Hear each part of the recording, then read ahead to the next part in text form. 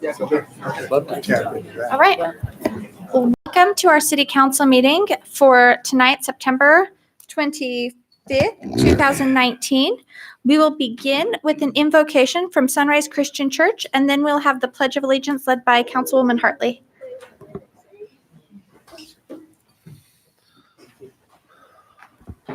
Good afternoon, everyone. Let's open in prayer.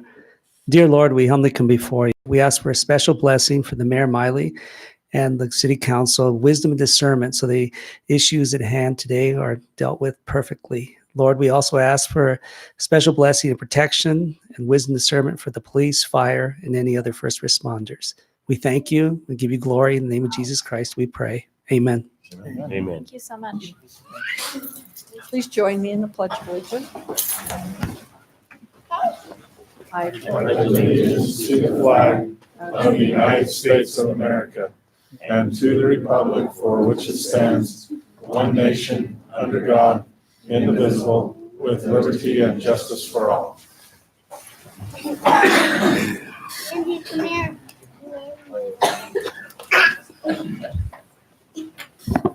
Okay, we will now move on to our agenda order approval. Are there any items the council would like changed from the agenda in the order of the published agenda? And if not, Move to approve the published agenda. Second. all in favor? Aye. Okay, we'll go to council business. Mayor, I only have one brief announcement. I'd like to just let everyone know that next Saturday, the 5th of October, the Downtown Economic Committee is going to be sprucing up downtown and putting up harvest decorations. And that is from 9 to noon next Saturday, not this coming, but a week from. And we're still looking for volunteers. We'll have all the supplies, and we ask anybody that can come to join us, please do so, and bring a pair of gloves. And if you have extra pair of pliers, that would be great. That's October I 5th. was going to say, we can get that information and get it out on social media and on the website in different ways as well. That's great. And we have a PDF flyer for it as well. Perfect. Okay. Weekend is homecoming from SUU. Mm-hmm. So Saturday, there'll be the parade, there'll be a football game, all of that. So everything around the university will be super busy, but exciting and fun. And then Forever Red. What? Forever Red. Forever Red is Friday night. Friday night, right. Yes. Lots of music, fireworks, loud. Yes. Okay. Then we'll move on to staff comments. We'll go with Davey.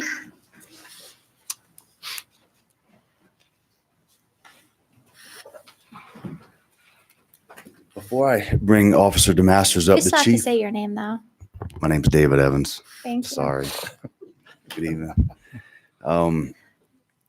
Before I bring Officer DeMasters up, the chief asked me if I could just comment about something that he was asked to do a little research on. The intersection of Cove and Meadow. Does that sound familiar to everybody? Okay. I did not have the material the research that he has done, but it had to do with lighted stop signs. The research and a price tag that he's found on those is anywhere from $1,350 to $1,450 per sign, depending on, some features and things like that. And then he just asked me to notify you of that price tag and then wait any direction that you would provide to him. Conversation is kind of council wanted us to look at those because that intersection, the feeling is lots of folks are not seeing the stop sign. The conversations that we've had internally are, okay, they're kind of expensive for stop signs. So we were trying to look for some guidance as to where we would put them so that we don't have to replace every stop sign in town with that type of stop sign. And if we do want to use them, we need to make it targeted. Well, the ones I'm thinking of are on Cove Drive and Meadow, like you're saying, because every day I see cars blow through that intersection and somebody's going to get hurt. I think it's worth the money for that one. I mean, that's gotten so busy, that traffic, that I think I would like to see us do it. I would say add Councilman Cousins that we need to perhaps visit. I don't know how light these lighted signs are. We need to see what that does to the neighborhood and to the neighbors that ride on those corners. I don't know what kind of I thought of that, and I've looked at a couple just, purposely thinking of that. Mm-hmm. And I don't think it's going to be glare through their windows or anything. I mean, I think it's going to be okay. I mean, it might be a little bit of a nuisance, but it's I'm concerned. Do you think there'll be any difference in that, Councilman, once the four-way, the stoplight goes in there at the bottom of Cove? Do you think that'll alleviate it at all, or do you think it'll just be the same issues? I think it'd be the same. I've lived there a long time, and I think it'll Okay. stay the same. Is there a direction from the council? I'll move to approve the purchase of them and put them on Cove Drive and Meadow, both directions. Would this be an experimental situation where we try it and we see how it goes? And before we go about trying to do this all over town, I mean, if that's the understanding, Just thinking out loud, the folks out in South Mountain have been really vocal about their traffic control issues, and prior to those folks coming in with traffic control issues in South Mountain, there's folks out in Fiddlers by the Fiddlers. elementary school. It kind of moves around town. So just realize if we put them in, we're going to get more requests. And so far, we've been unable as staff to come up with some ideas as to how we can structure a program to say, okay, we'll put them in if X, Y, and Z are present in that intersection. We're not sure what to do. But if you'd like us to, you mean based on traffic count or how many accidents are there or based whatever? on something, Yeah. yeah, other than we had a lot of folks come in and scream at us. Sure. Well, I think the issues on these other two that you named are speeding issues and not a lack of visibility, but just a lack of what direction we should control the traffic in South Mountain. I think this one's a visibility issue of the stop signs. I would be in favor of putting them there because I see the same thing there. But not saying that we shouldn't go forward and develop a plan or whatnot, but I think visibility is an issue right here with a lot of traffic. So if kind of the majority of you are in favor of this, we can, Yeah, motion on the floor. yeah, we have the motion. Is there a I'll second? make a second. All in favor? Aye. Aye. Okay. So you'll go back with that? Thank you. Yes, I will. If I could have Officer DeMasters come up. Officer DeMasters has been selected this month as Employee of the Month, and I'm very grateful for the opportunity to present him to you tonight. This is a note from Sergeant Justin Ludlow, who was one of our patrol sergeants. Orlis DeMasters is a hard worker and willing to do any work that is asked of him. He is driven to excel in proactive police work, takes it upon himself to know and communicate with citizens of the community. If an officer is ever looking for someone in question, he is a good source to know where to find people. He's a great watchman for the city. He always keeps a close eye on the troubled areas of the city. I appreciate Orlis's, Officer DeMasters, and his positive attitude. When you work with Orlis, his famous saying is, "Let's get something done." He respects his job and does his best to be the best. He is diligent in staying active and working. Another attribute that Orlis has brought to this department is his willingness to build relationships with other officers and their families. He is welcoming to all, and he spends personal time getting to know several of the officers and their families. He truly treats others as a brother.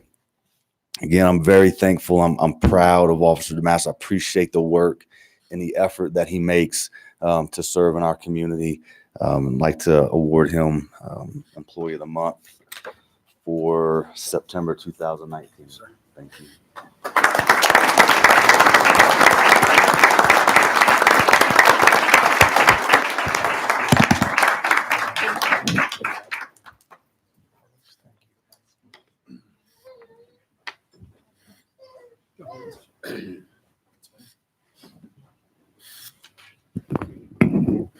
And you can introduce your family if you'd like.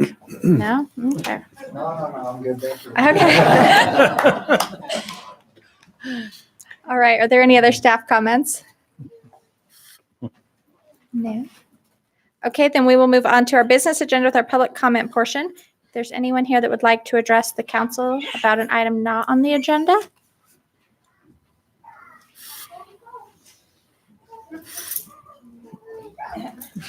Good afternoon, Tom Jett. See how quick I was? I've been practicing all day for that. I'd like the city to consider putting a stop sign at the corner of 800 West and 400 North. It's Ahern Tour Rental is on one corner, and there's some apartments on the other three corners there. That street is incredibly fast. The area of town has, I guess I'd call it, being renewed with young families that are walking to North Elementary.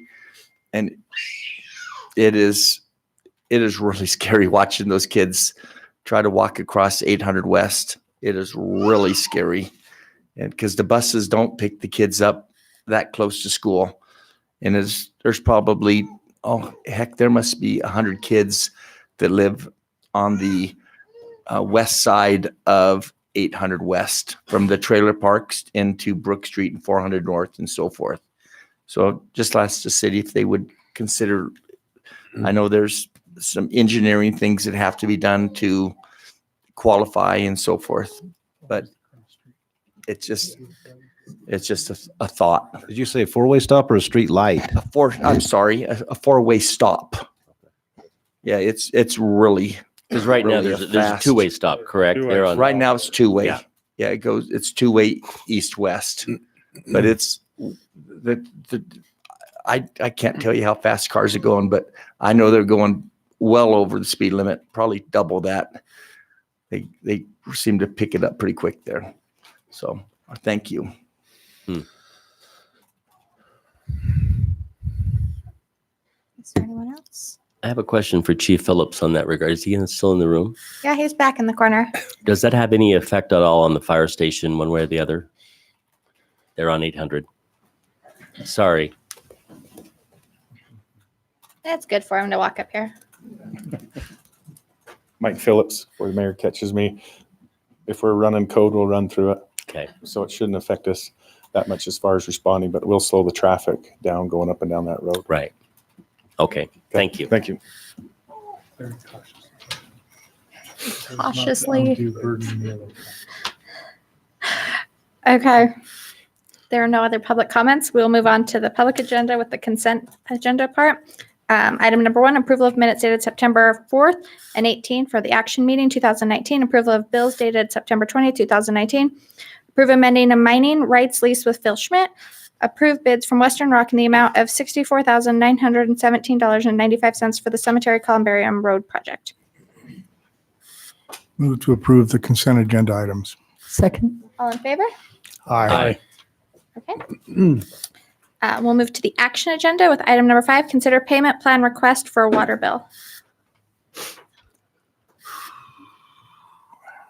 Slim.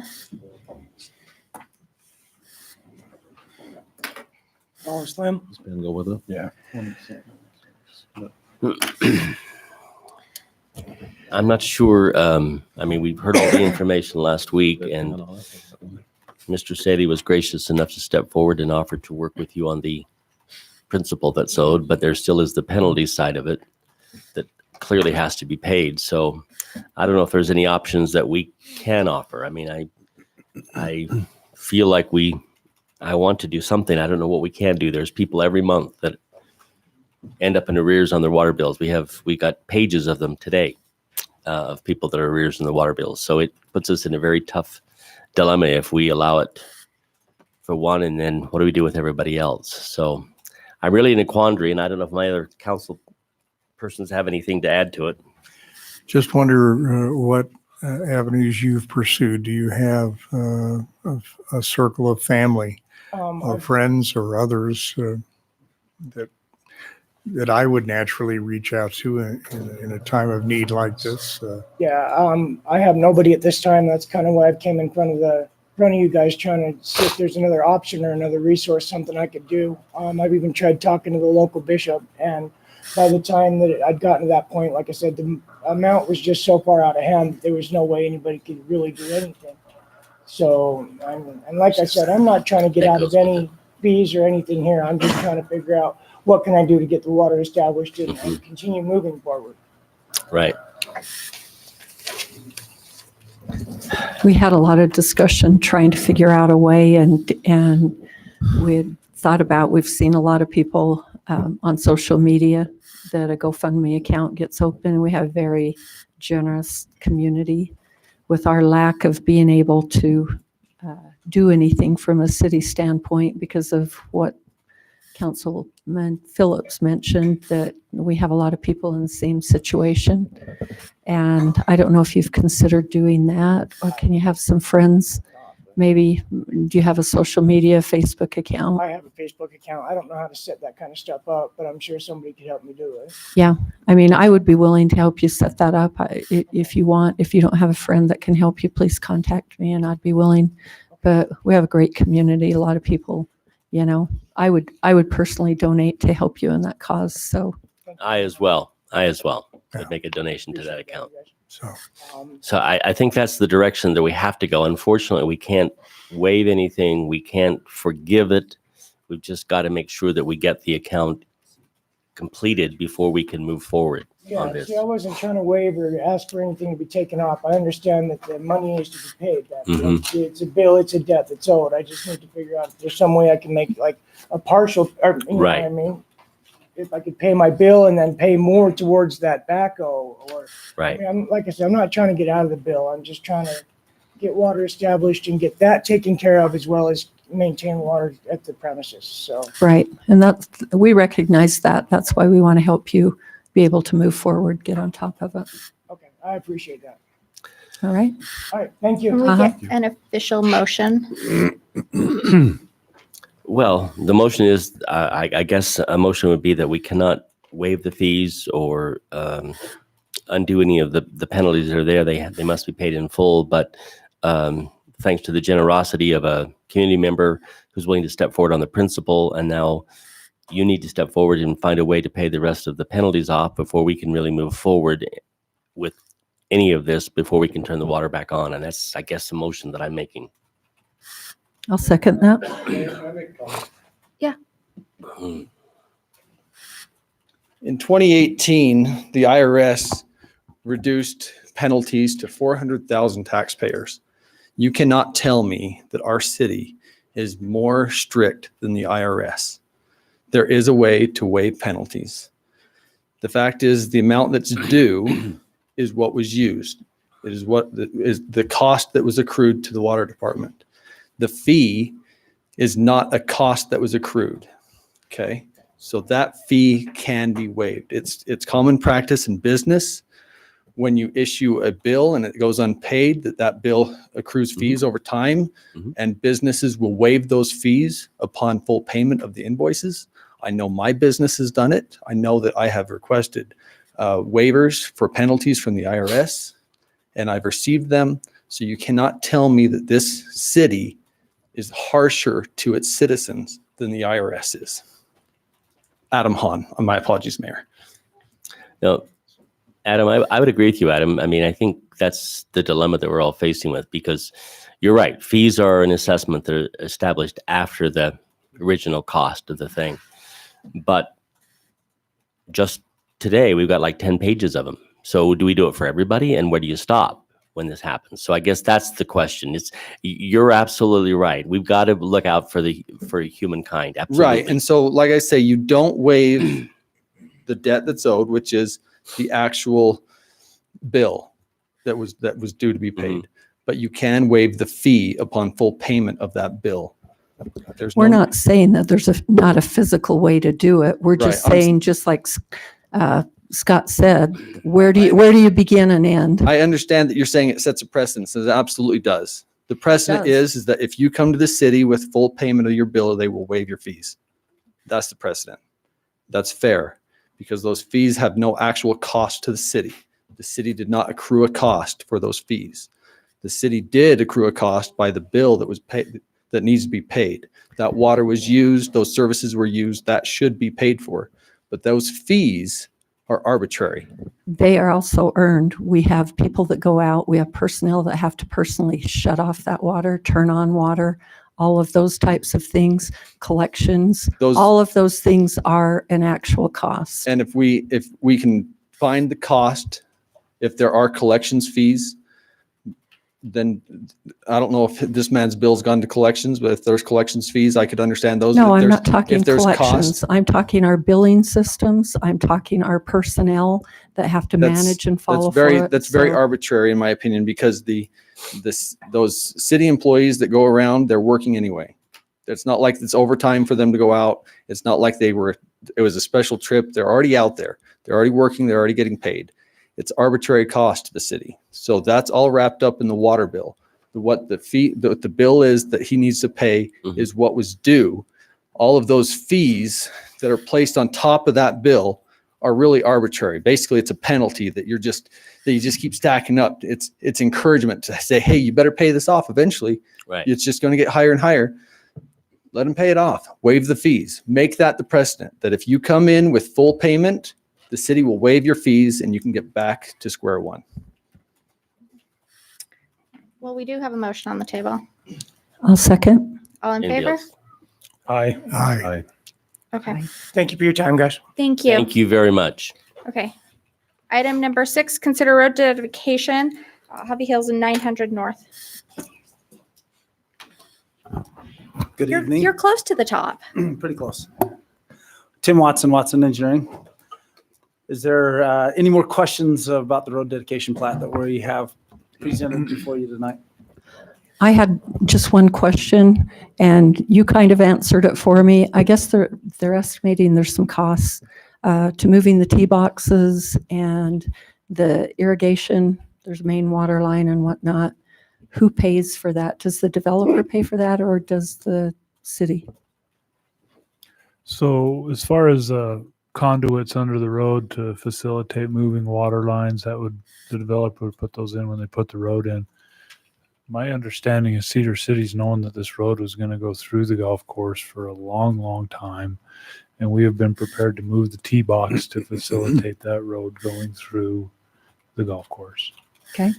We would not try to ask the developer to move the tee box. But a sleeve for the conduit for the water, that'd be great. That's different than what we talked about. And I'm fine with And that. he's happy with I'm that fine with because he that. thought they were paying for it. So, Thank you. but I'll be curious to see how you design the drainage on that road. Onto the golf course. Just kidding. I don't know. We'll have to figure that one out. There's going to be a stretch of that's going to be very difficult. You understand that? Yes, I went out there and yes. I just want to make sure that we continue to work closely with the golf course personnel in this process because it does have an effect, and I appreciate everything you've done thus far. And I just want to make sure we continue that dialogue to make sure we're all moving along on the same page. At this point, we learned quite a bit from the process at Libertad. And so Mr. Barnes was the first one I contacted. I think he saw it before Kit did.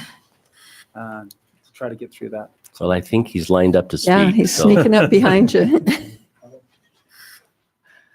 Jared Barnes. Yeah, just to echo what Tim said, we learned a lot after the last the Libertad project. I think us and them and Tim and I, the original plan that actually we saw the golf course did not like, and we were able to get together and work out a solution, and he's been great to work with us. And there is just a little bit more irrigation than just a mainline conduit, but I'm assuming that's similar to the tee box situation. We've known it was coming, but there will be laterals and some other things we need to move as well. But I'm assuming that's lumped in with moving the tee boxes. We have known about this for a long time. So probably the biggest concern, and Terry and Tim mentioned it, is that is a real low spot, and drainage is going to be an issue right there. So we'll look forward to see how that's going to be remedied. Well, Jared, I also think it'll be very helpful on your staff's part to be proactive in this, because I don't want it to, I'm already starting to hear some rumblings that the golfers are being pushed out and this development's coming in. It's imperative that we work together on this to say, listen, guys, this is going to be a good thing. We can make this work. So that's going to be important as well. No, I appreciate that. You have plenty of room to protect that green, right? Yeah, that was the my big concern from the original drawing. And when Tim came out, we walked it off and moved it to where it's not going to affect play at all. So they won't be hitting on the road. No, I mean, I shouldn't say Well, somebody will, but they shouldn't be. I mean, very poor shots might end up there, but there's other roads on the golf course as well. So, okay. All right. Thanks for your help. They won't hit on the road because of a design flaw. So. Okay, appreciate Jason your will just hit input. the road because it's, all for air. yeah. Yeah. All right. Are there any other questions from the council? Motion to approve. Second. All in favor? Aye. Thank you. You're welcome. Item number 7, consider resolution to renew a right-of-way grant for the Spilsbury Spring Pipeline with the Bureau of Land Management. So we currently have a right-of-way agreement with the BLM, but that expires, I believe, January 1st of 2020. So this is authorizing, if this were to pass, it would pass this resolution and authorize the mayor to sign an application allowing us to renew this to keep these water lines in place. And we're adding a third line, is that not correct? A third line is also being added in the application? Correct. Yeah. Yep. Move to approve. I'm Yeah. sorry. Second. All right, we'll start with Councilwoman Hartley. Aye. Aye. Aye. Aye. Aye. Wonderful. Item number 8, consider an ordinance vacating a water line easement in Lot 5, Block 10 of the Highlands Park subdivision. Move to approve. Second. All right. Okay, you're all right. Wait, I don't know who wants to bid this. Who seconded that? Ron? Ron. Okay. One of we'll- us. We'll start with Councilman Adams. Aye. Aye. Aye. Aye. Aye. Right.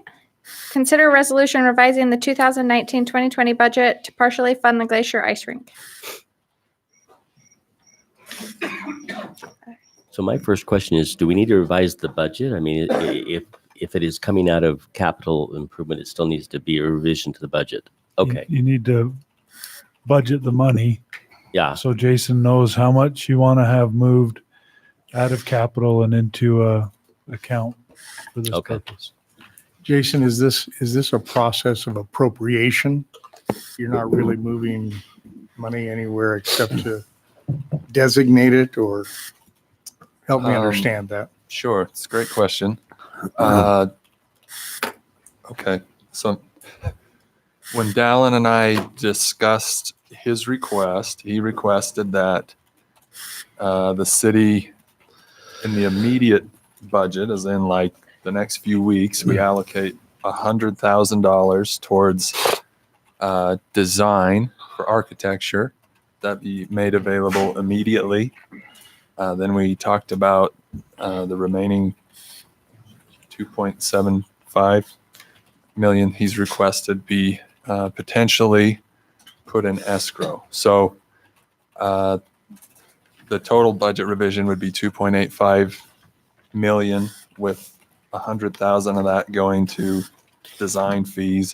The other amount would be authorized to be put in escrow potentially, if that's, again, we're looking for direction on that, but that was loosely what we talked about. There's also the option of it could just be budgetarily done as 2.85 million.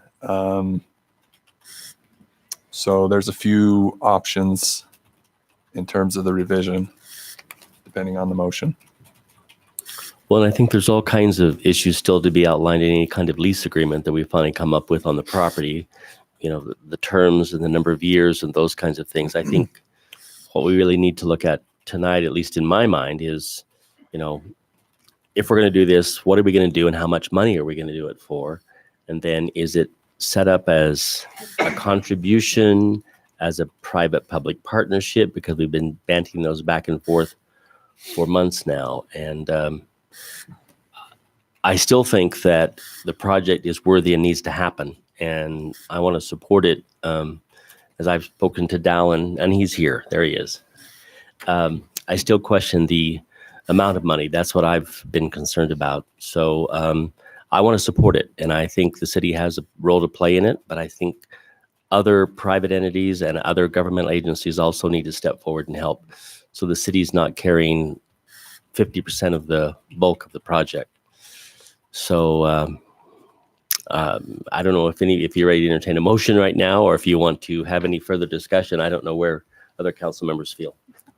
I want to first acknowledge the passion and the blood, sweat, and tears that Dallin has put into this project.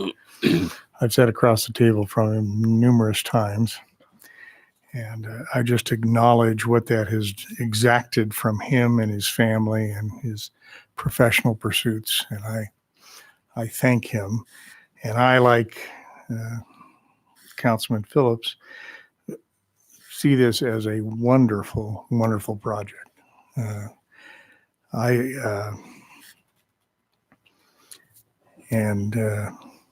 Well, I looked him in the eye and I said, we'll get there. And I am very sincere in that. I too have a concern with a total number of 2.85 million. But I see ways to raise that and involve other entities. I particularly think that the county needs to step up. I don't know, we might could call on a county commissioner to talk about that. But I just think that because the county will benefit as much as, if not more than, the city with tax infusion and constituents of the county being able to use the facility, I just think that we need a fairly significant contribution from them. That's my starting point for going out and finding additional funding. I think that if we work together, so far this process has been very much an us and them kind of a proposition, and I want to make it more of a partnership as we move forward from this point in raising funds and other things. Now, I can't commit city resources, but I can commit my time and effort and my connections, and I can very freely commit Councilman Phillips' connections. Thank you. And Terry Hartley's and anybody else on this council to put this together in such a way that the load is shared and we get the project done. So, I mean, that's just my view from about 30,000 feet. Not to belabor it, I would echo exactly what these two have said. I'm also in support of the rink, and I've also sat across the table from Dal many hours and made the commitment to him I would do what I could. I am not in favor of the city funding the full 2.85, but I am fully in favor of working with Dallin, and I'll use my personal resources and contacts and time to help find places that we can fund that. I also feel like we should be working as a partnership. Maybe we don't form this as a true public-private partnership in the term, but it really needs to be a community partnership for us to work together. So I would like us to do support on some level. I'm more in favor now that there's been a lot of things kicked around. I would like to see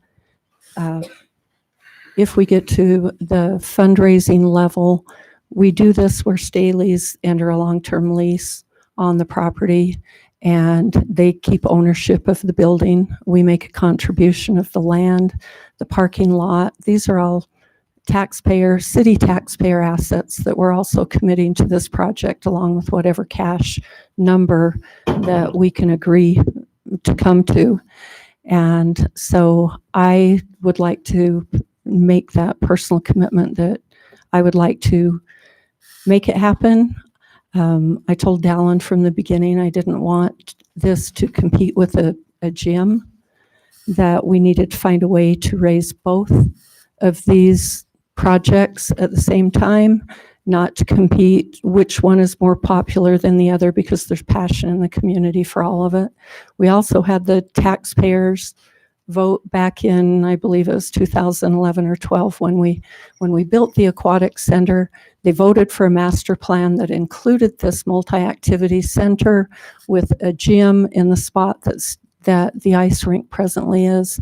And We went to an extensive study back in June, decided that the gym needed to stay there and we needed to help move the rink across the parking lot to the new spot.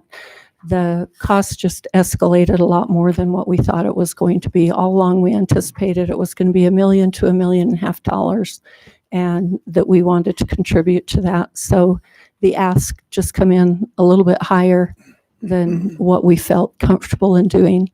They're asking for $2.85 million out of a current $4 million that we have in our capital budget. And keep in mind, that's not just a recreation fund. Our staff has worked very diligently over years. They had been given the direction that we were to build a gym after 2021 when we had some bonds that were to pay off. They've been very diligent in putting money away, and I feel like at this point, the ice rink would be leapfrogging over the top of all of this planning, and we need to continue to work to bring both of those.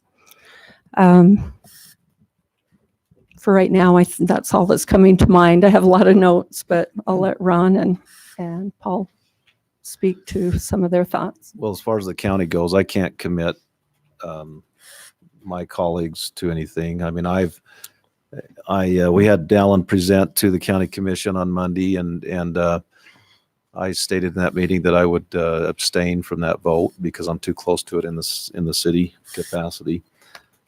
So it would be up to them. I did mention before that I did talk to Maria Twitchell, our tourism director, about seeing what TRCC could provide, but that's tricky because it would be probably a 3-year contribution, and someone would have to carry those last 2 years to use that money. So, but I'm not going to commit the county because I'm not going to vote in that capacity on it. So,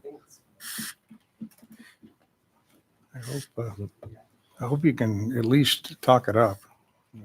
I've done nothing but talk this up, Craig, for 6 years. No, I understand. Okay. I don't know what more I can do. Okay, but I expect you to carry it to the commission. I've done that. I spoke. I didn't recuse. I abstained, which means I can voice my opinion, which I did, and I did voice that. I did make it very clear that we have spent. I had Jason run some numbers for me. Maybe now would be a good time to just go through those. Recreation in Cedar City is expensive. We've made a commitment to provide recreation for our citizens, and some say we shouldn't do any of that. I guess that's debatable, but we're pregnant with a lot of facilities that we own and run, and so that's life. But as you look at the ask of 2.85 million, and I've been through this before. And you really look at this in perspective to the other things that we provide. By the year 2036, we'll have spent at least $21 million on the aquatic center. So this is ask of 2.85 one time.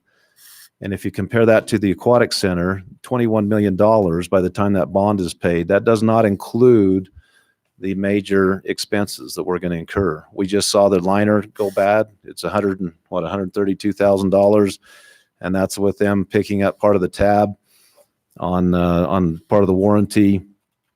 We don't know when the boilers will go out. We don't know that building swimming pools rust. The components within the building, they rust and have problems. We're looking at some major, and I'm not trying to be negative here. I'm just trying to put this in perspective compared to the other forms of recreation we provide. The Heritage Center is subsidized about $290,000 per year, with a total loss since inception of $4,119,000. A new gym, rec center, I think correct me if I'm wrong, was estimated to cost between $4 and $4.5 million. Yeah.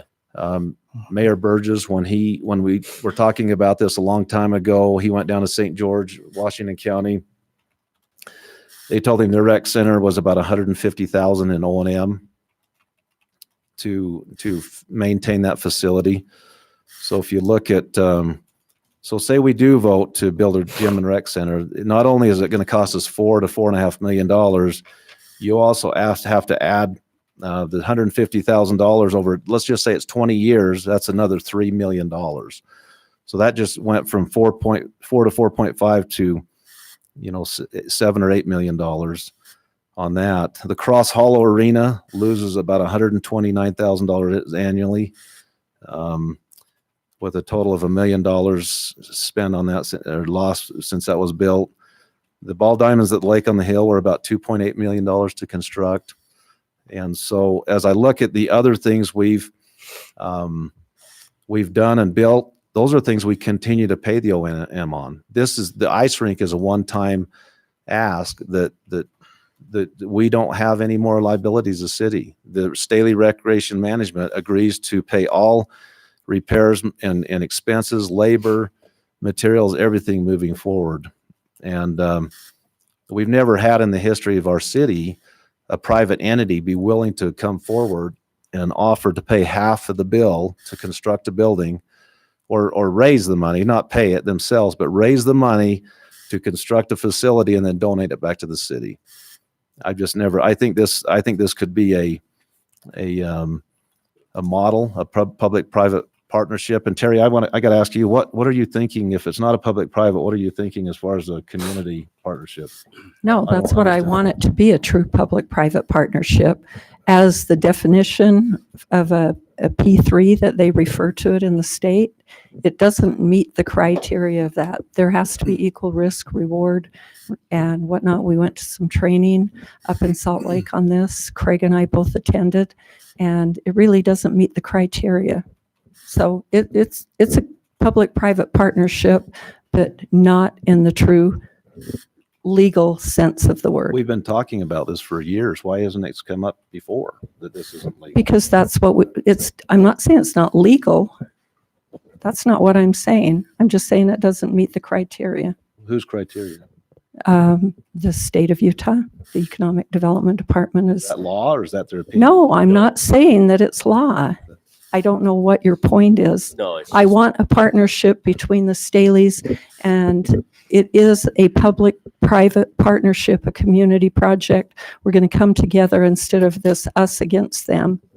And that's what you have pitted it to be, as the city against the Staleys, and I'm tired of it. I am too, Terry. I'm tired of the vitriol, and I'm sorry that I didn't use reverse psychology and come out against this, because I think you would have all voted for it. That's absolutely ridiculous that you would state that in a public meeting. I am personally offended by that. Well, Okay, enough. Terry. Enough. I didn't. So, Between the two of you, enough. Let's get back and on. so it's just I don't know why, going back to the public-private partnership, why we didn't bring this up a long time ago. We've been very clear how this would work and how it would operate. Why now? Why bring this up now? Because we're trying to figure out a way to make it work. So I have a question. When we built the animal shelter, there was some talk about fundraising. How much was actually fundraised on that project? About $100,000. So $100,000. So about, yeah. Are you optimistic that we could raise more than that for this? I don't know. If he's not, I am. I don't know if I can, but I think there's people out there that are willing to, and I think they need to. I think people should step forward if it's something that is important to the community and important to the people that have a passion for recreation, and not just ice. I think we have to always remember this is going to be roller skating. This is going to be summer. This is pickleball. This is volleyball. I mean, for me to make it work, it's got to be a year-round facility. But I think there are entities out there that are interested in it. Yes. I can't guarantee that, of course, but I do think there's folks out there that would be interested. So I have a question for this body. What would you all be willing to? Would you be willing to do $1.5 million? So towards this new facility? I would. Would you? $1.5 million? I would. Would you, Terry? I would. Would you be willing, if I made a motion to have Cedar City do $1.5 million and pay the utilities? Yeah. Well, because that's the only way they can do it. They've got to have. That's the same amount. That's the same. But it's not taking it all out of the capital improvement fund at once. It's taking it over. So when you look at the amount we subsidize these other venues, 150, 300, 400,000, 85,000 for utilities. Yeah, it's a lot of money, but if it allows us to make this happen Why can't we get creative, do $1.5 million, do the utilities, so the Staleys can borrow more money? And I'd like to have Dallin and Dave or whoever speak to this, but I think we could make it work that way. And then Well- you're not pulling out all that money out of the capital improvement fund if that's what you're so worried about. Well, part of my motion would be, if I were to make the motion, Councilman, is that we do offer on behalf of the city $1.5 million. I think that's fair. I think that's a sizable contribution to this project, with the understanding that the rest of the money must be raised through other sources, whether it's other governmental agencies, whether it's private foundations or companies. And at the time the money is raised and or pledged, that is when you begin construction and not before, because you would be Well, of foolish course. to do that. That's been said all along. Are either of these actual motions? I'm sorry. We're We're still discussing. Can We're we still not use the discussing. word motion in our discussion? I said if I were to make Okay, a just motion. making sure that. No, it's not I a just want to motion. make sure that we're. Because the other thing I think is important is whatever the ultimate gift finally becomes to the project, we should put a time frame that within 24 months, if construction hasn't commenced, then the gift could revert back to the entity that is offering it. And I've spoken that with Dallin, so this is not unusual. And I don't think they want to go past 24 months. They want to get it moving, and I don't blame them.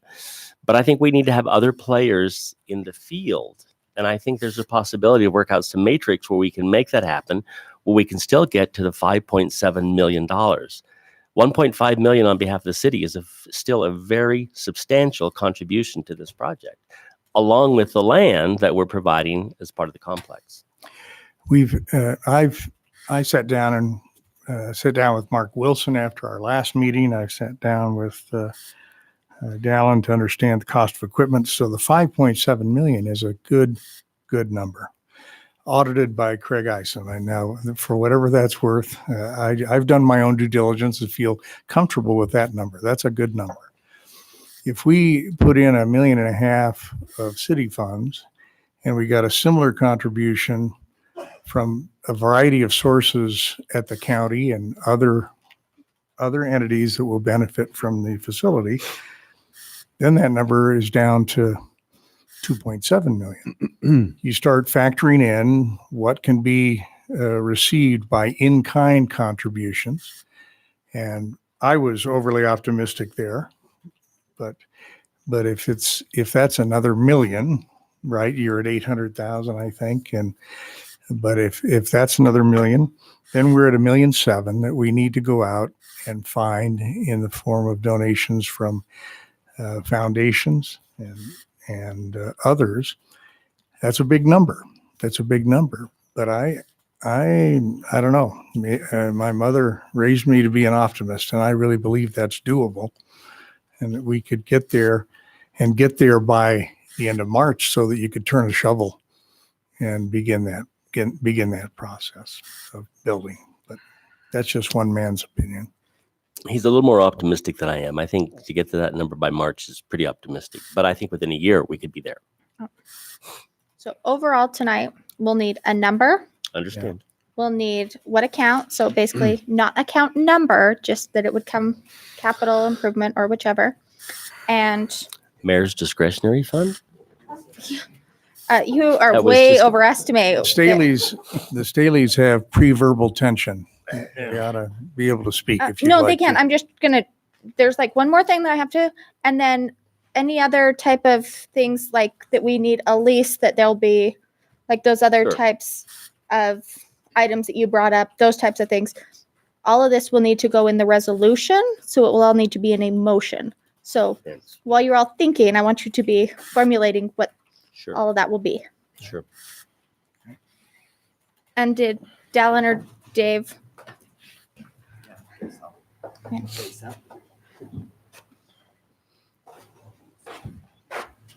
So I guess Starting with your name. Oh, Dallin Staley. Thank you. I really don't have a lot to say because I feel like I've said way too much already. So, I mean, not only did the cost on your end go up, but it also went up a lot on our end. I assume you guys all kind of know that.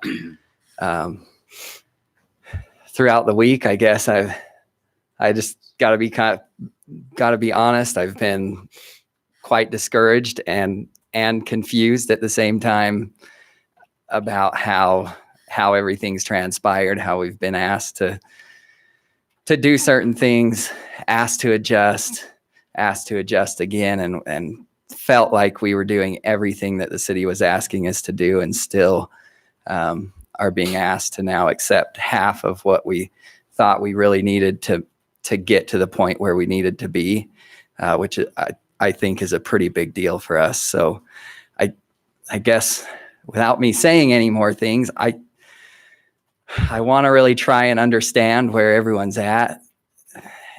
And so I just have thought of a few questions that I'll ask some of you and some of you to answer. And I guess that'll all go into some considerations here. So I guess the first questions I had was for Jason, and I guess he kind of mentioned some of these, but the capital fund has $4 million plus. I don't know the exact number. What is the exact number that's in there? There's over $9 million in the fund. It has $5 million of budgeted projects. Okay. We will do a year-end transfer. We close out the audit over the next few months, so there'll be more funding than the uncommitted balance of $4 million. So there could be 5, there could be 6. We also have a budget window that will start up in January, and there'll be numerous projects for that. So okay, so there of uncommitted things at the end of the year, there should be 5 to 6. You're saying, or probably, yeah. Okay. So I guess there's also a bond that's going to be expiring. So that's a $1 million a year bond, right? 2 budget cycles from now, it's about $960,000. It's a bond on this building, the parking structure, and the Heritage Center. That'll mature. Yeah. So, so I guess I just want to know personally, because I don't want to feel like we're demanding something that is really putting the city at great risk to meet its current obligations and continue to function well as a city. So your opinion as the bean counter of the city, if the council was to approve what we've asked, does that put the city at an extreme risk of not meeting its current or its imminent upcoming obligations? No, it would not be an extreme risk of not meeting its current obligations. And its kind of imminent upcoming obligations? The city has funding to meet all of its debt service obligations and current budgeted projects. Obviously, any funding that we use for other purposes affects the timing of future requests. So, okay. So, I mean, those are all decisions to be made, but decisions that have been made, this will not put the city into the pit, I guess. Correct. Can I interject there real quick? Jason, there's been a lot of talk about a new fire station. Can you say how long till we need maybe Chief Phillips can say how long till we need a new fire station? So, I'll try to speak to that. As you're aware, we have a spring, keep going. I just wanted spring budget process with myself, the mayor. It is the mayor's budget. City manager Paul. All departments submit a current year capital request as well as a 5-year estimate. None of our staff are economists, so they kind of sort of guesstimate where the growth of the city will be and to what extent. Chief kind of estimates the need for a facility depending on kind of how that growth happens. But again, he's not an economist. So we don't have a current request in terms of the 2020 budget for a new fire station. And then, but again, it's a 5-year projection. It's not something that the council ratifies. It's just my planning is based on staff's needs and the vision of the mayor and the city manager. So, Mike Phillips, Jason said it. We just look at the market and see where the growth is and plan for stations. Does the fire station expense, it comes from what all funds a fire station? Is it?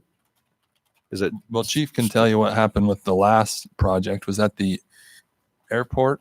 The airport fire Yeah, station. so you can explain that one. So is it strictly from the capital improvement, or is there other? Well, that one came through a grant. Federal grant paid 1.3 million, and then we used gravel pit money to make up the difference to the 1.7 million for the station cost.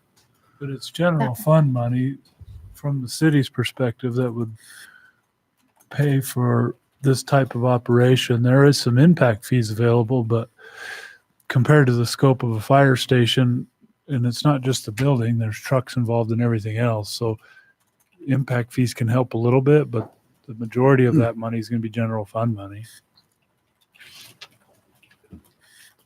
So The capital funds that we're talking about, they're general fund money. And just so people the understand airport one's that. a little bit different because it's It's on a an little different, yes. airport. And it provides service to the airport, so that's why we use the gravel pit money from the airport for it. Yeah, because that wouldn't be available for a different one. There's no current funding for fire stations from the federal government anymore.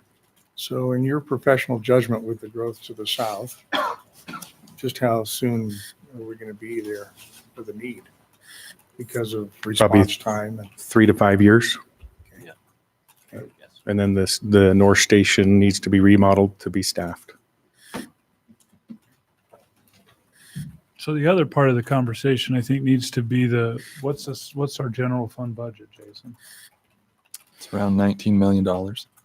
So that's an ongoing operational expense that comes out of those same pool of funds every year.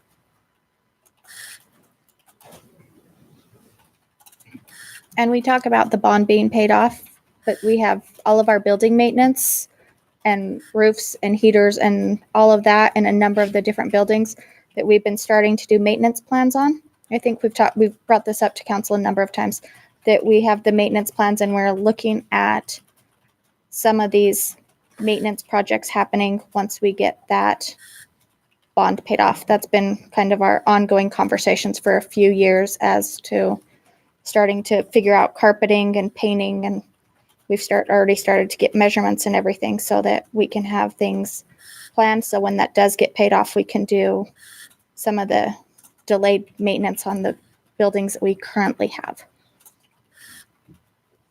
And I know we have that conversation every year during budget time about.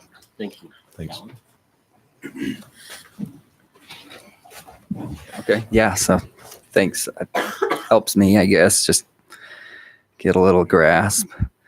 So I guess one of the big things that I've been wrestling with throughout our discussions, and I'm just trying to pin down, I feel like I've been open with where our request is coming from, why we're requesting that amount, and how we feel we can move forward with that amount.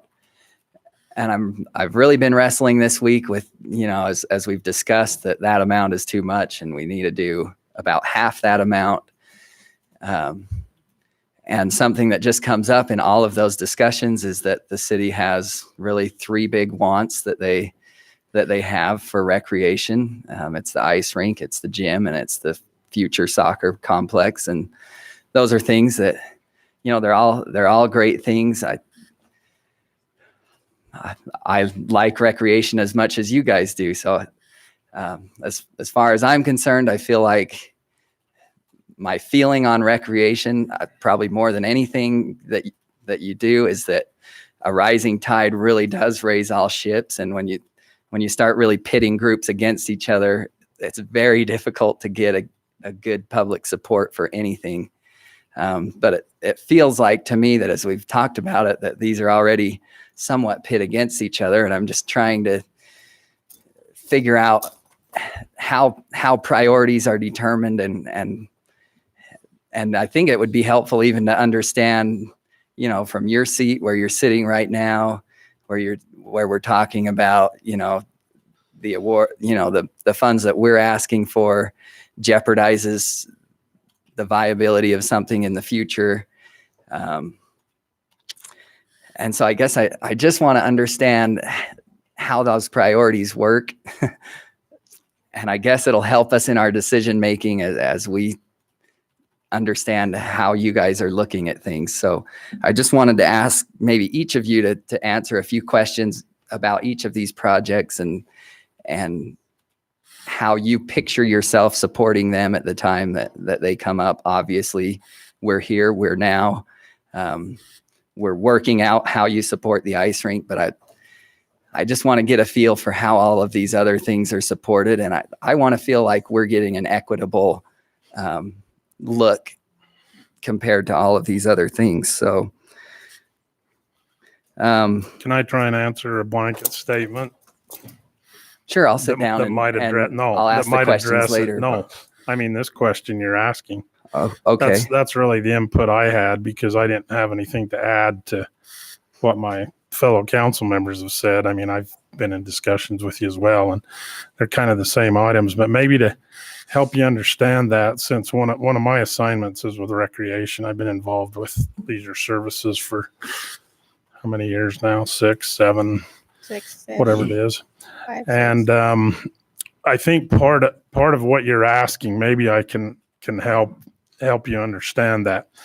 As was mentioned, the original aquatic center and the municipal center was sent out to the public for public vote to approve a bond to fund that originally. And then the public decided through the process that we would set the MAC center or gymnasiums, whatever you want to call it, part of the facility back on the burner ways and move forward with the aquatic center, which was voted on by, I know it was 60-something% of the public approved that we bond for that amount to build that. So that went forward. So in other words, the planning for the gymnasium was on the plate long before the ice rink came into play. So, if you're trying to prioritize, and I'm not trying to prioritize them, I'm just kind of giving you the history of where they sat. So that's always been on the back burner. And as far as the soccer fields, that's a new complex that we've done a feasibility study on. And that's new into the game. But I think to help you understand where the council looks at the funding with this general fund account, that he's just giving you some dollars in there. And so just off the top of the head, without getting, into details, you've got all these players in the game that, are going to want some money. And I support your rink, always have. I wanted to say that along with everybody else. I think it's been great, and we'd like to make it work somehow. So to defend Jason in his position when he's talking about the general funding, yes, we have those dollars there. But, you can throw out, soccer fields, we're looking at 10 million plus. Okay. And, the numbers on the gyms, another 4. And then, we got the ice rink into the mix. And I think where the council, at least the councils I've worked with over the last 10 years, have been very conservative on draining the entire account. We don't like to take all that general fund money and just spend it all. The taxpayers would hang us, if we did. And I think that's good management of the money. So if that maybe helps understand a little bit, in other words, there's been a lot of planning, master planning, and other things for some of these others. I don't know that any of them's kicked forward ahead of the other. We kind of put the gym in the 2021 facet when the other bond was paid off. And of course, moving the ice rink has come in the middle of our plans for that. And I feel like we've moved you quite a ways forward to discuss it and try and come up with a solution to make it all work. But right now we're setting, I'll just throw this out, we're setting on 4 million. We can have some other, yes, that changes. But, say we drain it all for this, I don't know what, there's other wants and needs in the community. There always is. I'm saying that never ends. So, and I don't want to pit it against one or the other. I've never looked at it that way. In fact, I've told you on multiple times, I want to see all three of the projects completed. And I feel like probably, everyone genuinely does want that. Yeah, I mean, you've got feel a like mix, everyone a does mix want that. of community members, which is kind of, you have to sit in this chair and look at that perspective. I mean, you have a passionate group. Basketball players have a passionate group. Soccer players have a passionate group, and whoever it is, everybody's passionate about their exact items. But we have the challenge to make everybody happy, and it's impossible to make everybody happy. But we try and do the best as a council when we vote on issues to do the best decision that we can based on what we have. And we're spending a lot of time on this now. I'll agree. We've had umpteen meetings and I've enjoyed them. I'm enjoying visiting with you and your passion that you have for ice. And I've told you how, I think it is, and we want to make it work. It's just, we feel like for us to dump everything we have, I don't know what anybody would say. There's no way to judge, from the community, because not all the community would respond if we did a select survey or whatever. They're always biased based on, what their wants and needs are.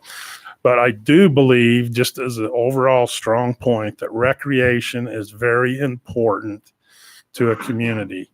And it's been one of the lifelines of Cedar City for the 62 years I've lived here. Recreation has been a big part of the community, when all we had were a couple of baseball fields over there, and we played basketball at the National Guard Armory. Wendy's laughing at me down there because she's been here that long with me, but that's true. And now I know we've expanded into a lot of other things. I never heard of soccer when I was young.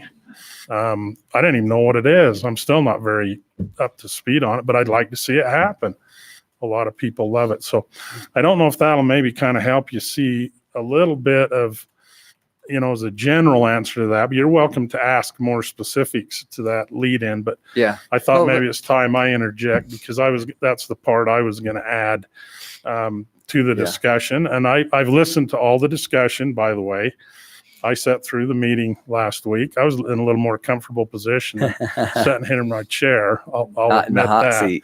Well, yeah. But I did listen, intently, and I've reviewed some of it since, to be prepared. And then we've met with you this week again. And so maybe that'll help a little. I'm not saying it'll. Yeah.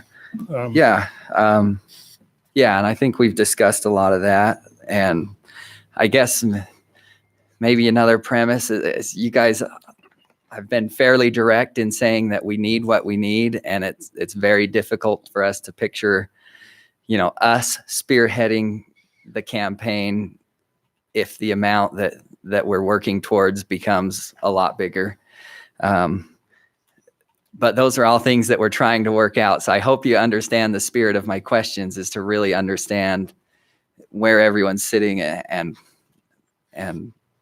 and work this out in my own head. And I am just one person of the board. So I could throw in the towel and maybe our board would still want to push forward, and I would play a support role instead of a leading role in that. But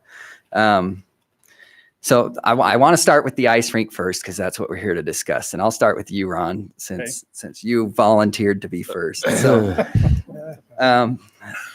So just to kind of get a feel for how you feel about the ice rink and what it means to the community. I want to know your guys' personal feelings. So what need will the ice rink fill in the community? How are those needs currently being filled at this moment? And what additional benefits will we see if the new facility, if we are able to accomplish what we're trying to accomplish? So those three questions to start with. Okay, if I can remember them.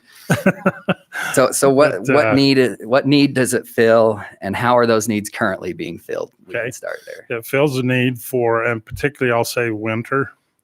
winter direction because we don't have a huge amount of winter activities in our community. And I think it fills that need. It brings people from other communities outside that we've talked about to use the ice rink. I feel that it fills those needs. I don't know what kind of, I mean, we talked about all kinds of needs that the community would need it for in the summer. Those, of course, are all speculation, and we don't really know, how that's going to pan out in competition with whatever else is going on. I guess I'll say, or like I explained to you, I'd love to see the summer programs become a huge need of the community and get them off the electronic games and the tablets I've mentioned to you before. I'd love to see that and back to, the way it was when I grew up. We had to play outdoors. We didn't have all this stuff. And I think it's great. I mean, the recreation side of it was, I think it's a need. And as far as who will and what will it draw, okay, I'll tell you this from my business perspective. And I don't know if I've actually brought this up to you, but I know I mentioned it to other council members. You got a prime location in the complex as a whole. Nobody gonna say where's the Glacier at anymore. It's going to be on the corner. It's high visibility. That's half your advertising budget is just the location. People are going to know where it's at. So I think it's going to be a drawing card. And I think you'll draw more and more people and bring, we hope, events where, like, we've talked about for the economic impact, which is something I look at every project at. The first thing I do is, in one case, is say, okay, what's going to be the economic impact? And that's what we've done on our fields and all these other things. I mean, we have tournaments coming in on these fields that utilize hundreds of teams and, provide people eating and sleeping in our businesses in the community. And I think this would be an additional part during the slow time of the year. So it would probably be a benefit to the motels and the restaurants as a whole, because we don't get a lot of, well, we have some, I shouldn't say, ski people, but a lot of them stay at Bryan Head and, or venture down to Pearland. So, and what else did you want? That I think that did that cover? I think what that you covered kinda most had of them. from my Yeah. perspective. Okay. Thank you So, for asking me. Paul, and you feel free to be as brief or as wordy as you would like, but brevity is good. Yeah. I think some of the things I jotted down, and I cheated because Ron had to go first. But some of the things I've been thinking about is, we could even have our own winter games here. And one thing with the economic summit or the rural summit we just had, the keynote speaker talked about how communities that are unique have a huge advantage. And we have gymnasiums, we have softball, fields, baseball fields, all those things, but an ice rink we don't have anywhere from Vegas to Provo. And that makes us very unique. That's one thing. Ron mentioned the winter attractions with people coming, using our motels, eating in our restaurants. And I brought this up before, but I think it's huge. You have an automatic market, and in my church, I've been involved with youth for 30 years. And every year we sit down in a room in the building with all the youth in the ward, and they list what they want to do that year, each month, for an activity, for a group activity. And every year we list ice skating. And I can guarantee you that Beaver, Panaca, Panguitch, Parowan, St. George, how many kids came from Moab last year? They drove 4.5 hours. Was there 15? How many?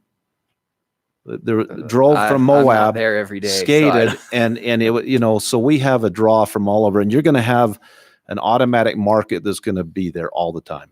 And I believe that. And then I mentioned the uniqueness to our community. So those are just some of the things. I guess one thing maybe I should have asked Ron this a little more, but how do you feel the needs are currently being met? I know I've given my spiel, but how do you feel the needs are being met with the current facility? Well, I think they're fine, but obviously the year-round full facility will make it much better. I think that's just a given. That's understood.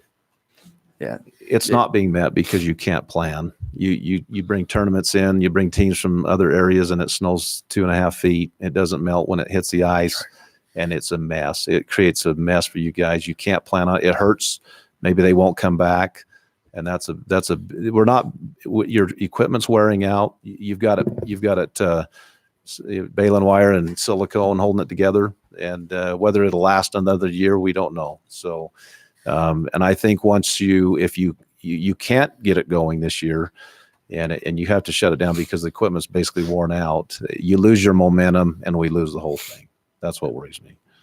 So Scott, what do you think the needs are? They addressed them, the winter tourism, the uniqueness, everything else. I don't need to repeat all of that stuff. Yeah, you again. don't need to repeat it No. if you just agree. Yeah. So It's a great project. I'm not against the project at all. Oh no, I know. I just want to get a feeling for, if there's parts of what I've presented that you feel like I've misportrayed, or you No, I don't think so. You say No, I you feel don't like think the so. needs are currently being met. Well, obviously it's growing every year. You demonstrate that to the numbers. And so hopefully that will continue to happen when we have a bigger and better facility. As I told you, though, I want you to be realistic about the operations and maintenance. It's going to cost you money to run that air conditioner. It's going to cost you money to run that heater. And don't think it's not, because it is. And toilet paper and custodians and paper towels and dish soap and everything else. All of those things, yeah. No, it's a great project. Okay. Craig, do you have any other thoughts on I would just leverage off of what has been said, and that is when you talk to the tourism people, their eyes light up when they think of having tournaments here and having a facility where we can be the only place between Vegas and Provo. I think that if Larry H. Miller bought into the summer games, we could actually coax them into NSUU into a winter games of some kind and get those kinds of numbers in the winter.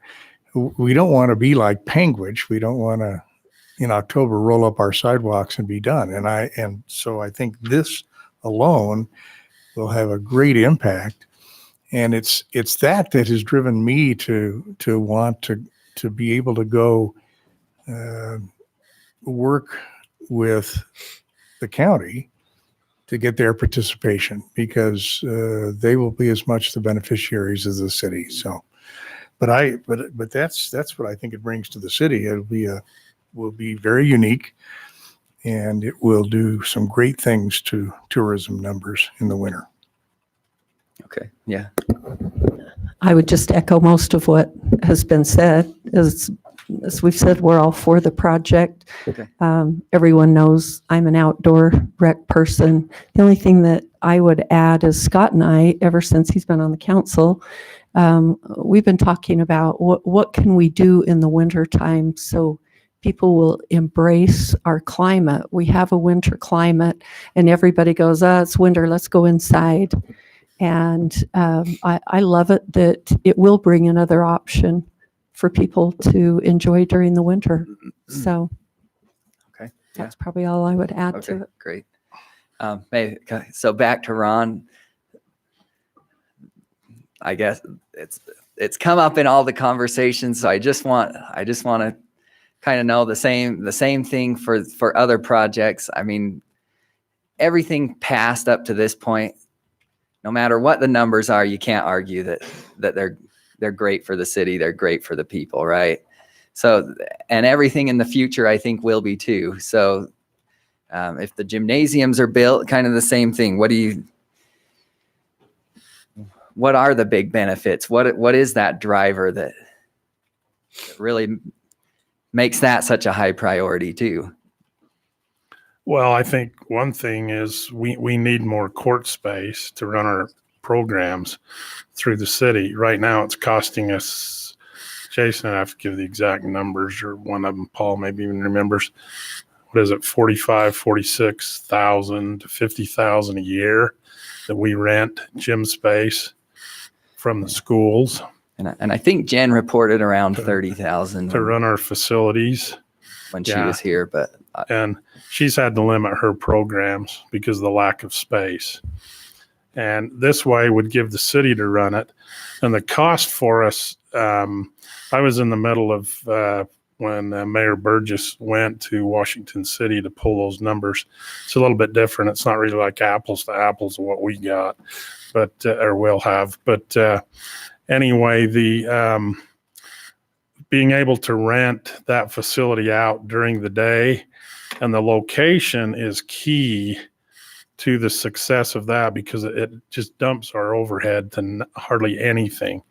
The only overhead we're going to have is to flip the lights on, and the gal at the front desk can run down, flip the lights on, and let them play. We don't have to have another other administrative people to run the gym. It'll go just right along with what we already have. And the maintenance, you have to refinish the floor every couple of years or whatever, but virtually other than that, there really isn't any maintenance involved in that particular facility. So I think it would add that. It would also give more space that we could direct to the tournament situation, because what's happening right now, I'm not just expressing the cost, but what happens is poor Jen gets a call on Thursday morning and says, oh, you can't use your gyms over here tonight because principal decided we need a band concert tonight. So the gyms are out. So she has to call hundreds of people, all the coaches, get notice to all the players, to the officials, to the whoever it is, to cancel. And then you know how upset they are that they can't play that night. Just like if you get snow or you can't use your ice rink, your skaters or hockey players are upset. Same way with basketball players or whoever. So I think we're looking at it as a multi, there's some facilities with a walking track, which we think will bring more adults to the facility. We're even looking at adding a babysitting section, so the parents can walk the track, have the toddlers taken care of, and the older kids can swim.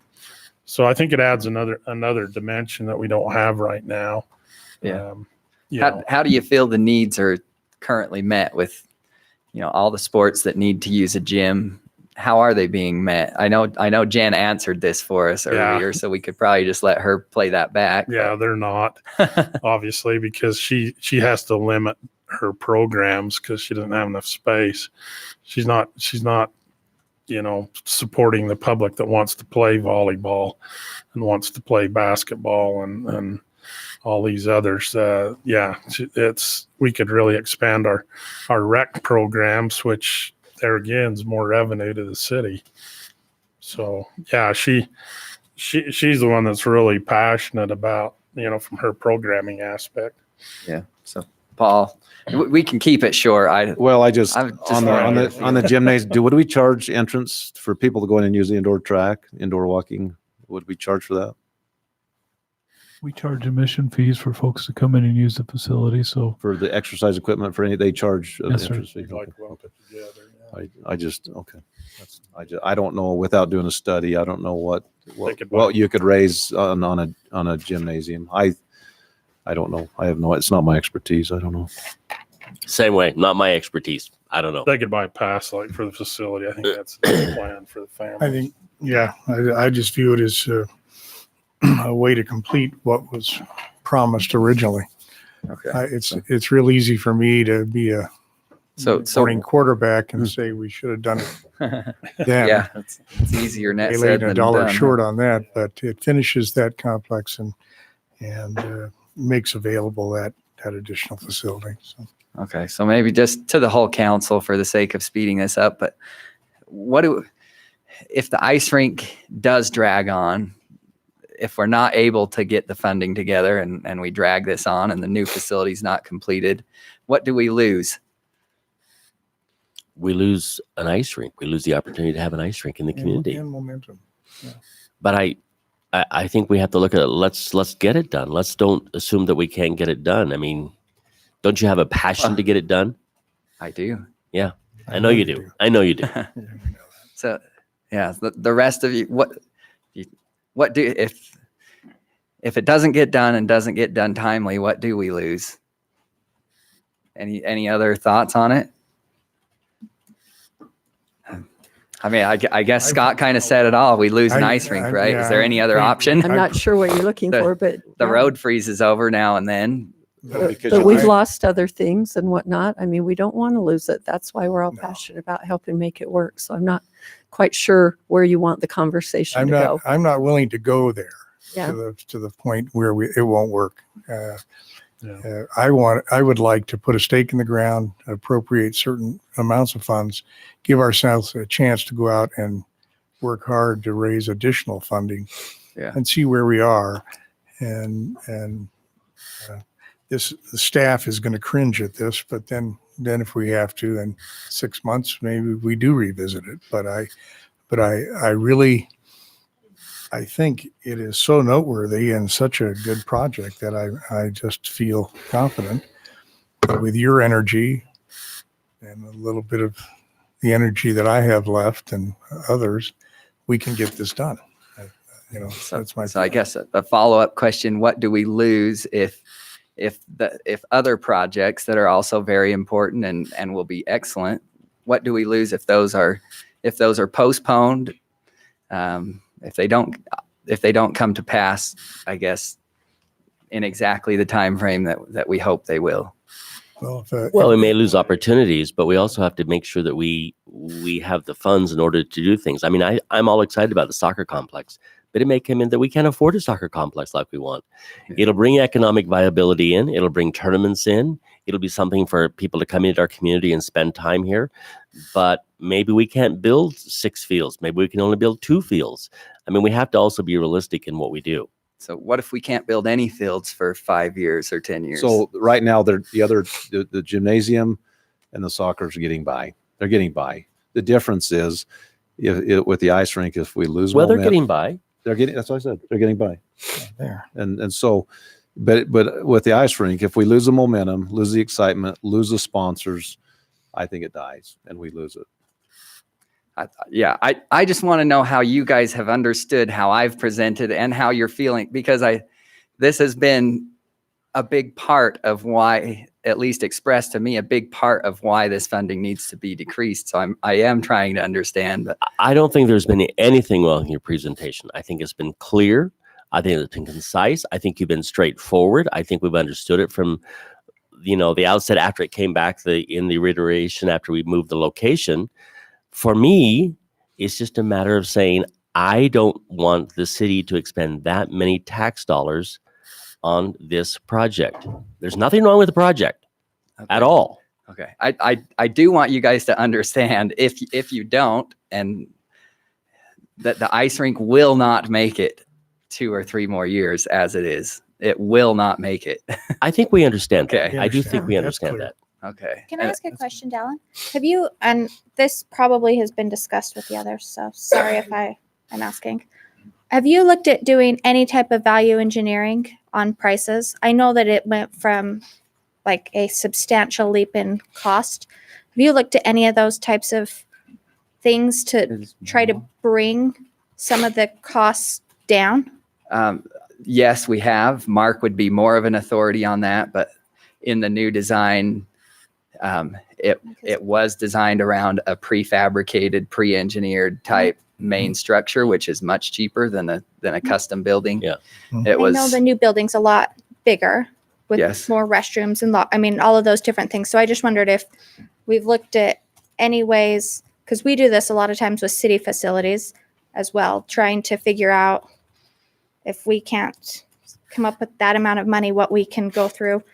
I mean, from even simple things to light fixtures to wiring to any way to cut some of the costs. Could that be? That would be part of the actual construction planning. Yes, I would be foolish not to do that. So at the conceptual stage, I mean, that's hundreds of thousands of dollars expended to go through and spec out an electrical system and the fixtures and the lighting that you need. So at the most basic level, yes, we have tried to design it in the most cost-effective way and take that into account. But on the detailed level, that would be crazy not to do that moving forward. So Dallin, I got something. Just real quick. I want to go back to something. And I want to ask the council this. If we had two locations where they're at right now, if we had two of those, would the council vote to allow Staley's to build the building, give it to the city at no cost, but pay for the $85,000 maximum in utility fees? Would you guys vote for that? If we had two spots right now, let's just not say we're fighting over the spot, but we had two of those. Would you vote for it right now? Terry, would you? I'm not sure. I'm not sure. I don't understand what So you're when we saying. first had this debate, if we could leave it where it's at, Yeah. we could tie it into the heating system, save some money on utilities. If we had two of those spots, let's just play like we do. And the city, and we allowed the ice rink to be a permanent in one of those spots. Let's say they're Okay, I know identical. what you're asking now. I'm just asking, would you have voted to No. allow the Staleys to build the building at their expense, give it to the city, and then pay for $85,000 in utilities, which should be about 1.7 million in 20 years? Would No. you have voted for that? No, I would not have. And why not? The reason being is because that facility was determined, it was designed by Mark Wilson to accommodate a I gym. don't understand my question. Okay, but there's not two I don't- places. I don't- If there were two places Let me- and there was an elevator and there were restrooms and locker rooms and everything built for our gym and built for the ice rink, but this is a dumb question. It is a dumb question, but Yeah, but it's I trying to don't know make where a you're going. point. So Yeah, let's say we were willing to do that, and we. So really, all we're talking about when you take the 2.85 million that they're asking for, minus if we were willing to pay for the utilities, which is 1.7, that leaves you coming up with 1.15 million. That's really all it is, above and beyond what they were originally asking if they could stay in that location as 1.1 million. But we weren't okay with that. I know you They weren't. they were I know taking you weren't. advantage. But I'm just Let me saying- explain something that I think there's a lot of confusion in the community. I don't think that it is. Yeah, I believe there is, because a lot of people have asked me to clarify this. So I'm going to clarify this now, if that's okay. Originally, they asked if they could do it in that spot because they could take advantage of the infrastructure that is already there. Right. We guessed that was $1 million to $1.5 million. There's elevator, there's locker rooms, all of these things. They were asking for us to pay those utilities to repay that loan on the debt. That's what the idea behind. They would borrow $2.2 million. The city would pay $85,000 a year for 20 years and repay that $2.2 million for them. We as a council, I don't know of anyone but you that was in favor of doing that. We felt like that plus the $1.5 million that the taxpayers had already put into that facility was too much. It's almost mirrors exactly what they're asking for right now. So no, I would not have voted for that. Fair enough. Dallin, I'd like to ask a question. Yeah. This is just a straightforward question because you've been Sure. questioning us. Yeah, sure. So if this city decides to generously offer $1.5 million to this project, do you and your board at Steady Rec, do you feel you cannot raise 4.2 million? Through whatever means possible, whether that's in-kind donations, whether that's government funding, whether that's private. I mean, that's the bottom line because that comes $5.7 million. Yeah. We met as a board before the last meeting. We discussed that.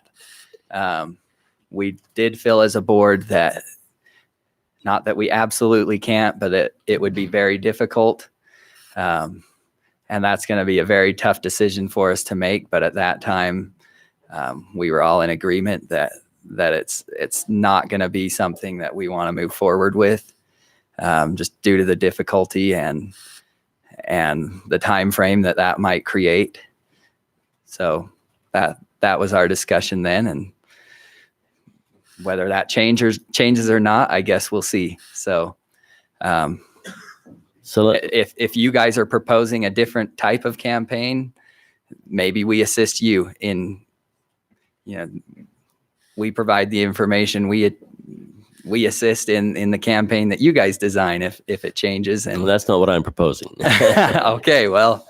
No, I'm just trying to figure out, because you've come to us to help with the project. We have decided we want to help with the project.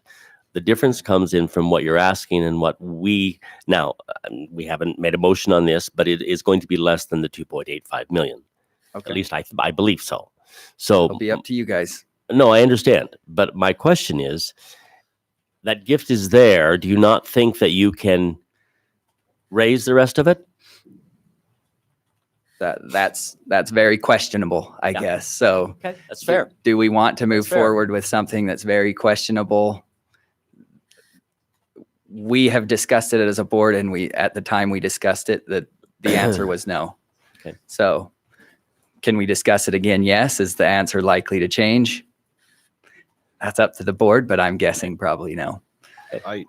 But let me finish, because I really want to get to the end of this. So again, what if the gyms, what if the soccer fields, what if you did approve the full amount and it ended up making the gyms be pushed back to 2023? Just a hypothetical. 3 years later than we were hoping, what is lost? And I'd like to hear all of your perspective on what is lost. Well, you lose 3 years of opportunities for those 10, 11, 12, 13-year-olds to play basketball or intramurals, whatever it might happen to be, because all of a sudden they've cycled out and now they're in high school, or if they were in high school, now they're in college. I mean, you lose that cycle, certainly. So are they currently playing? Some are, some aren't, because there's not enough spaces. Yeah. I don't know the numbers. I can't tell you the numbers. I have no idea. Okay. But we'd lose something. I agree. It would be a disappointment to many, but yeah. I'm sure you know where I'm going, but I do want to contrast what is lost. Actually, I don't know where you're going. Okay. So I guess I'll find out. Okay. Well, I guess we established that. May I approach? Yeah, Okay, stay here. as long as you say your name. Dave Staley. Okay, so I think what Dallin's asking, is there a young person in Cedar City who has ever currently turned away from the program because of a lack of room? Is the program so full that they do not accept further participants? I'd like an answer to that question. Well, I'm not sure I can give the answer There to are that question. programs that we can't host because we don't have space. Okay, so are currently basketball kids in those age groups that you mentioned turned away because there's no room? I don't know. Okay, that would be a good answer to find an answer. Keep in mind, that's not just kids. Okay. It's adults. Okay. And yes, I can tell you specifically in volleyball, for example, that she had to limit the adult volleyball. There's 20 more teams that would like to play, but we don't have the facilities. That's adults, not kids.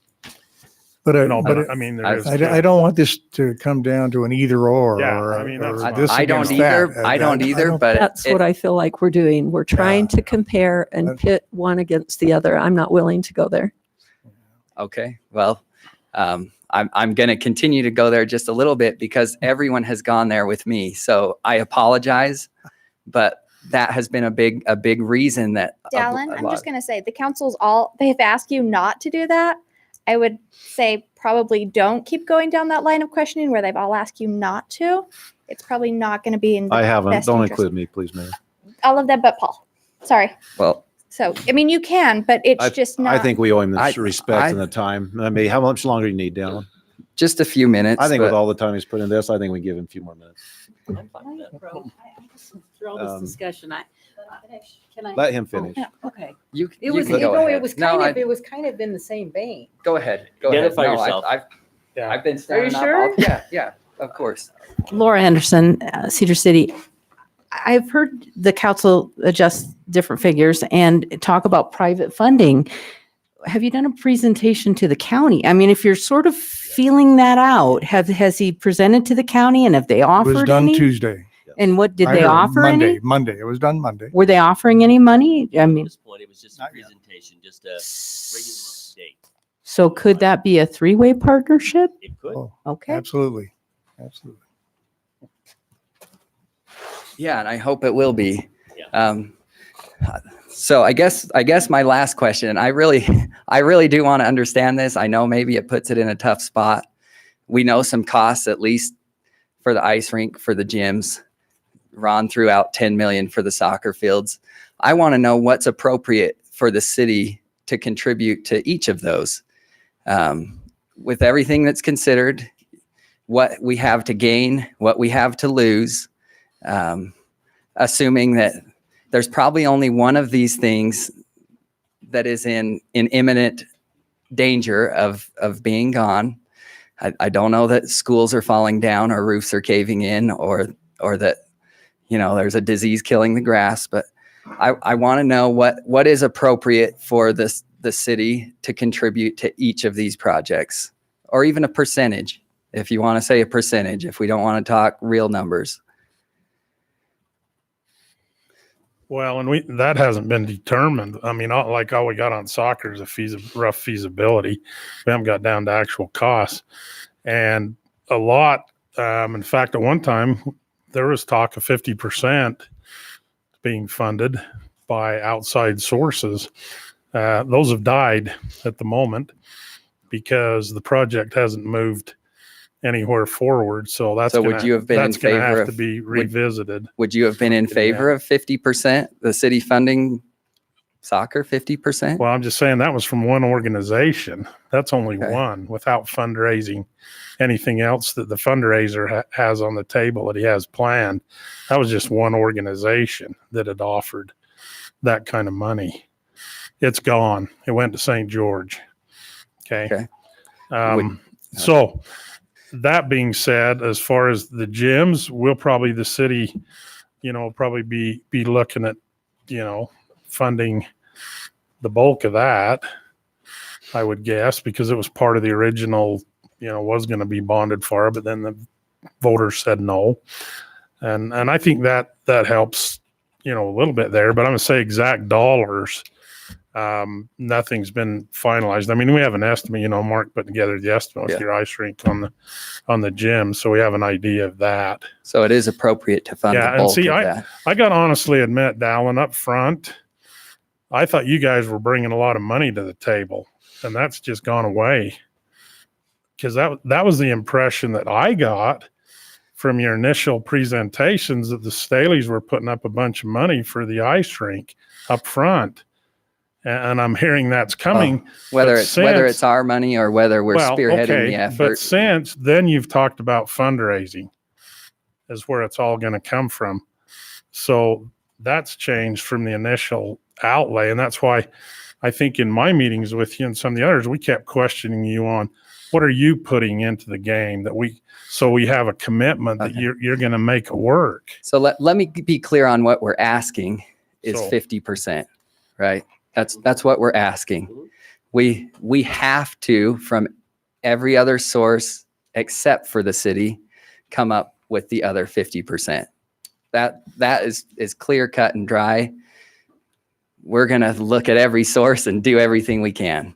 And we are very confident that we can do that other 50%. So Paul, what do you think? I support this concept because it's the first time a private organization has come to the table and offered to pay half of the cost, and then moving forward to pay all the bills. It's unprecedented, and I hope this works because I don't want to see us lose this. I think this could be a model moving forward. I'd like to see the gymnasium folks, the grassroots, get behind this, raise half the money, come to us and say, hey, we're going to put up 2.2 million of the 4.4 that's going to cost. Yeah, same with the soccer folks. I think this could be a model moving forward, and I'm really excited about it. Paul, can I ask you a question? Sure.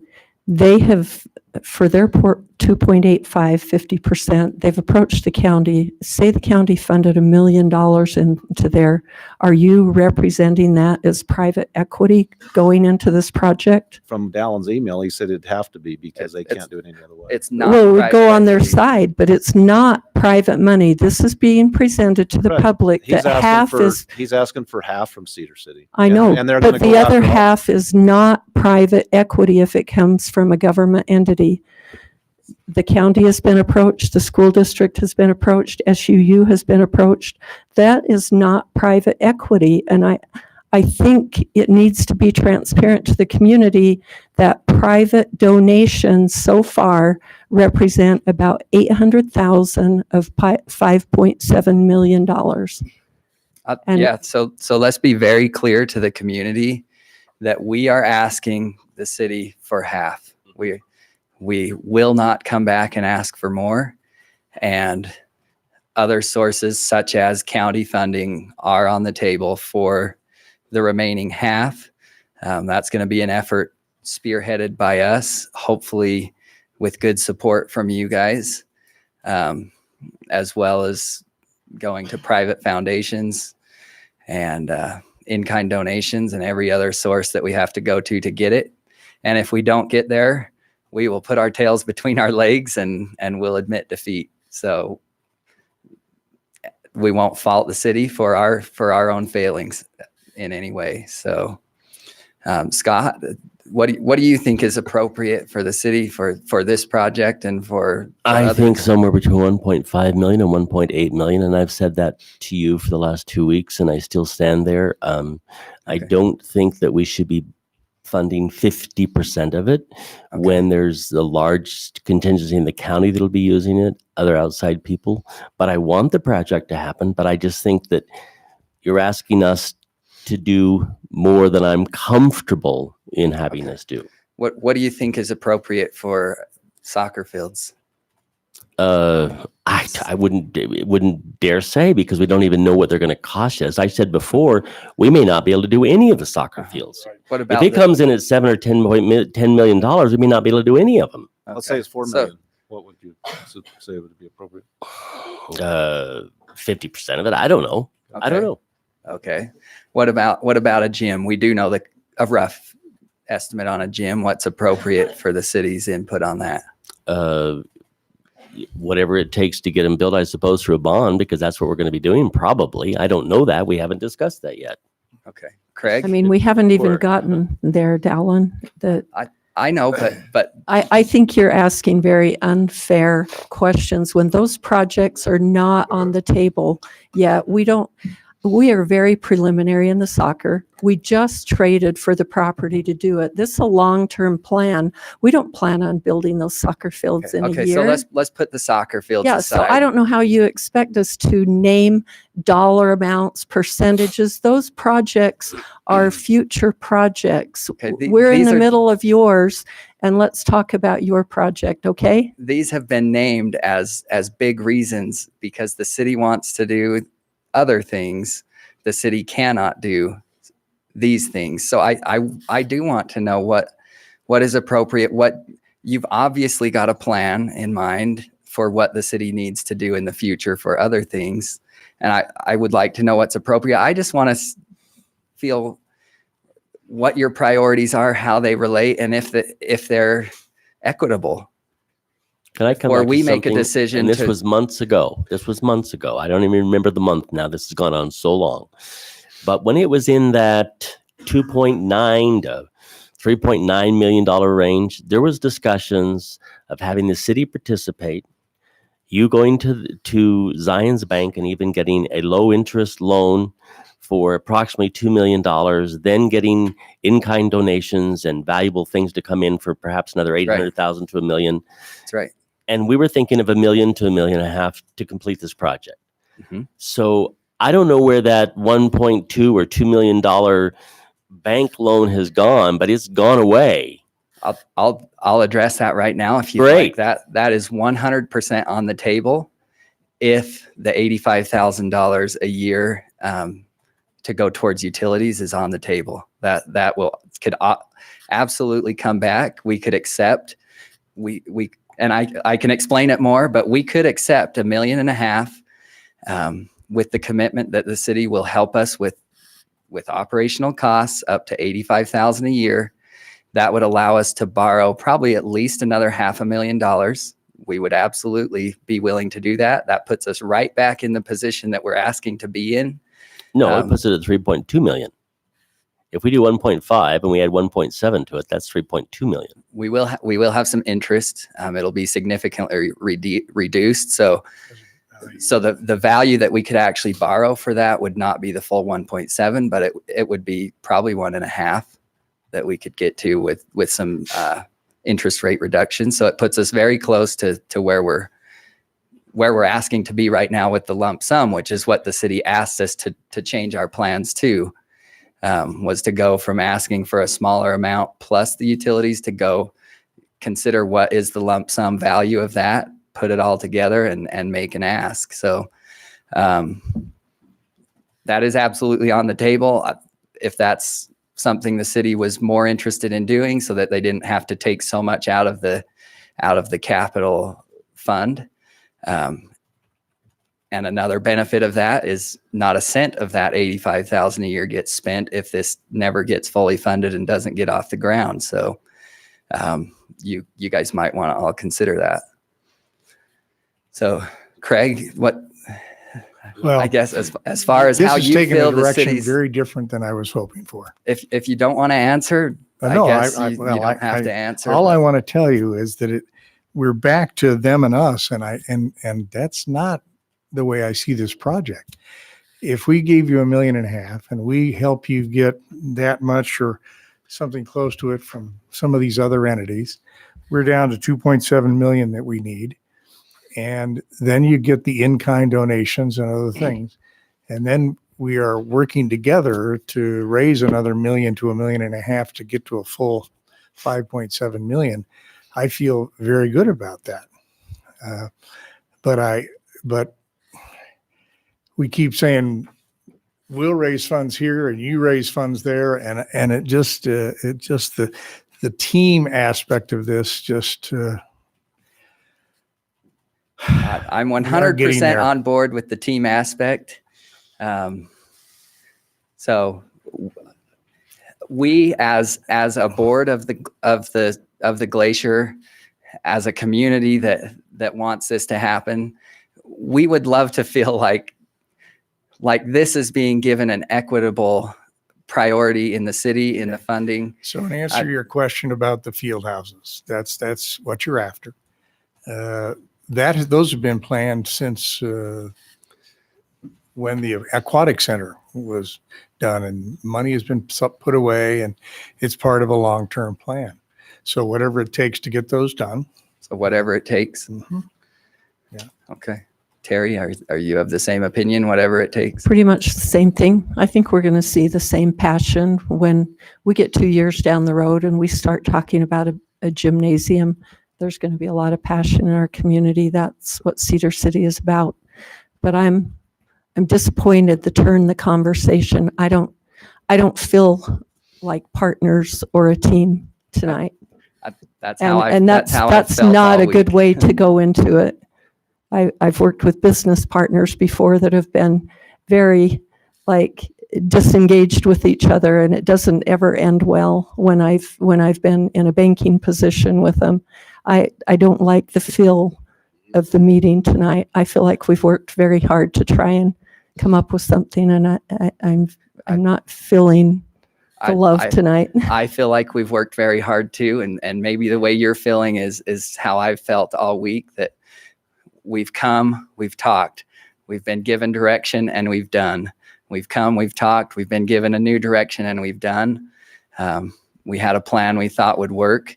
We sat down, we talked about it, and everyone's in private conversations voiced their comfort. No one made a commitment. I'm not saying that anyone did, but voiced their comfort. And as it gets close, I am not the one that brought all of these other concerns into the conversation, but they have been brought in, and I would feel it very equitable if the council said, look, Cedar City cannot afford to foot the bill 100% for all recreational facilities. So we are drawing a line in the sand. $1.5 million is about a fourth, maybe a little bit more than a fourth.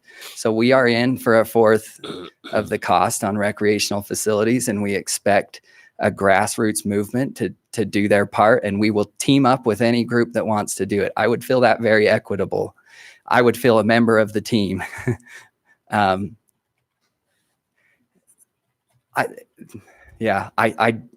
You're asking for teamwork.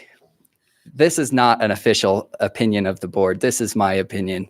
And it doesn't make me feel like a great member of the team, that after all of our discussions, we think we have a direction in it, and there's always the reins pulled back, and we're getting promised that we're going to team up and we're going to do this.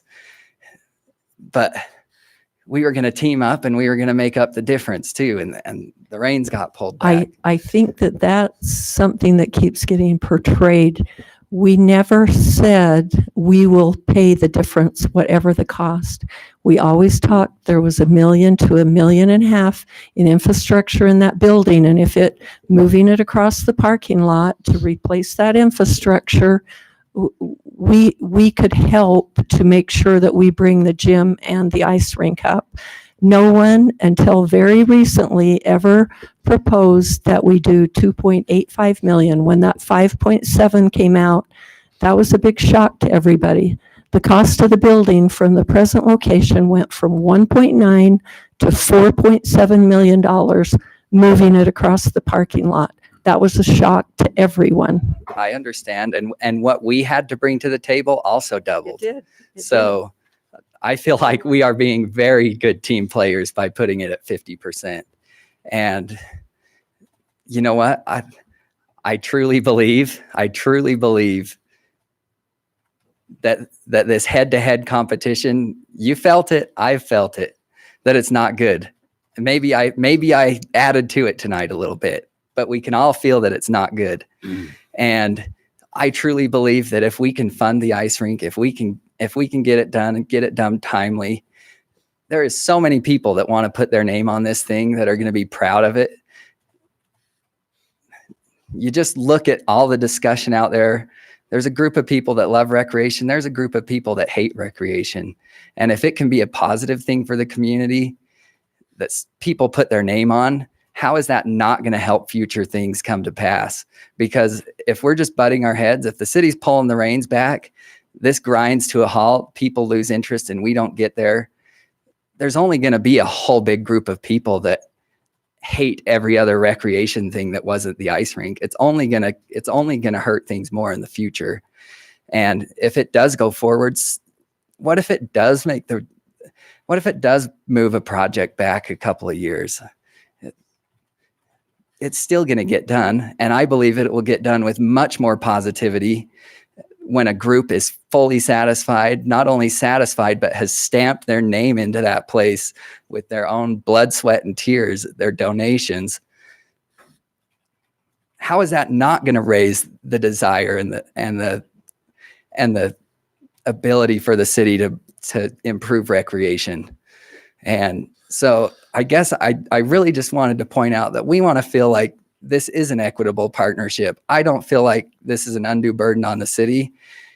If it is an undue burden on the city, we can be creative like we tried to be with the utilities. Yeah, it's a little bit tricky, I'm sure. But guess what? Right now, the city is paying the utilities that we are using, and we are reimbursing those. Those utilities are in the city's name. I don't think they're... I fully believe if there's a strong desire to find a way to do it, that it can be done legally.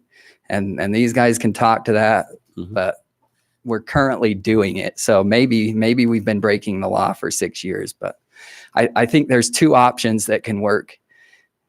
And if the lump sum is too much, there's another option. And we are willing, if we walk away in 5 years and we've borrowed $1.5 million, that's our debt still. We will put skin in the game, but our cash flow, we have to make this facility profitable. That's what we've been promising everyone. So we can't go and add a $85,000 a year debt. We would love to do that, but then what? Then we fail on another promise that we've made. So there's my speech. Okay. Thank you. So well done. That's the way we feel. You're very persuasive, Mr. Dallin. That's very persuasive. Thank you.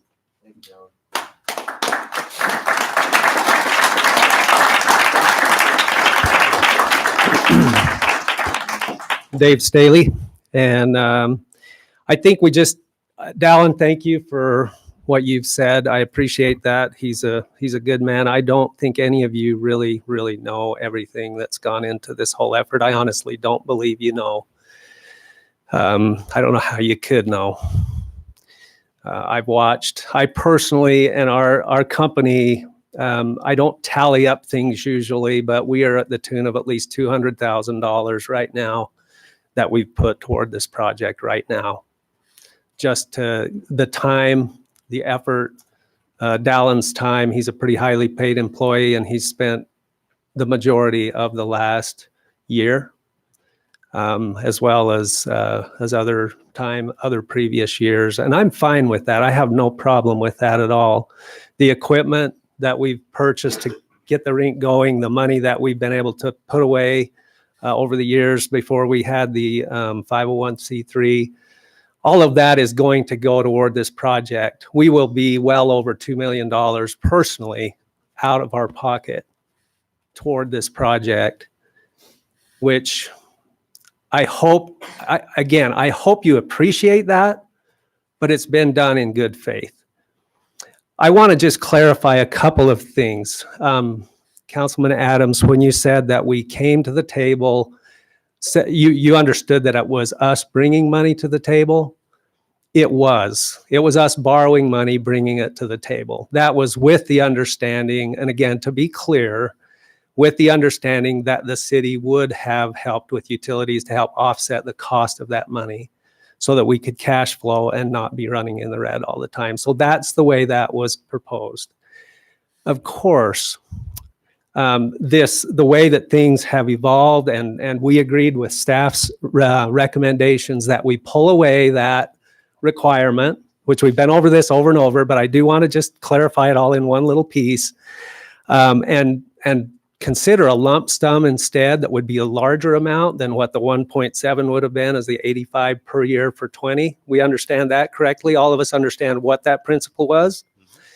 So we said, yeah, that can work because that offsets the cost of money that we would have had to borrow. That changed the game for us so that it then became, we really can't afford to service that debt with that larger sum that then we become liable for.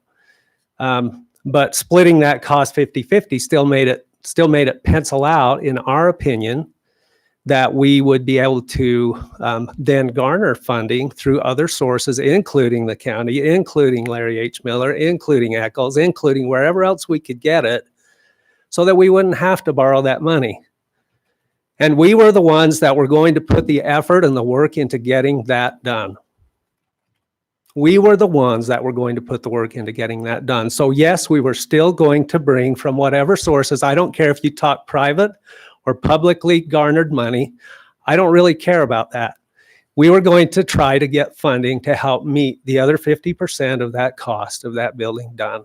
Okay, so I think this is being broadcast and everyone that's watching can understand that that was where we had to shift. Whether we asked it from another foundation or whether the county became willing to add it shouldn't matter to the city at all, in my opinion.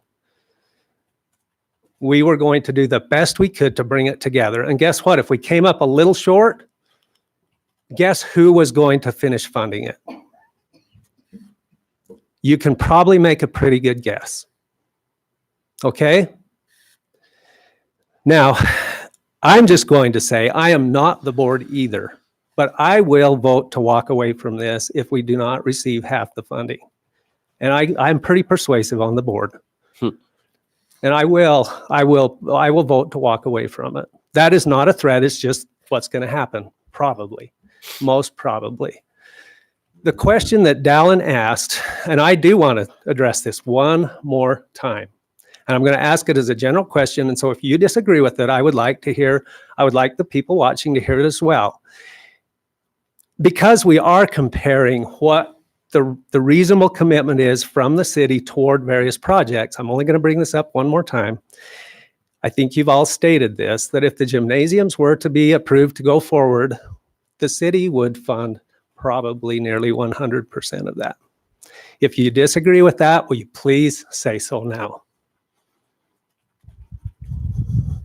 Okay. I don't disagree. We just don't know yet. We haven't even begun to plan for that. No, but I also believe that the taxpayers have not yet officially approved that to come back into play. If I understand that correctly, they actually voted to put it off.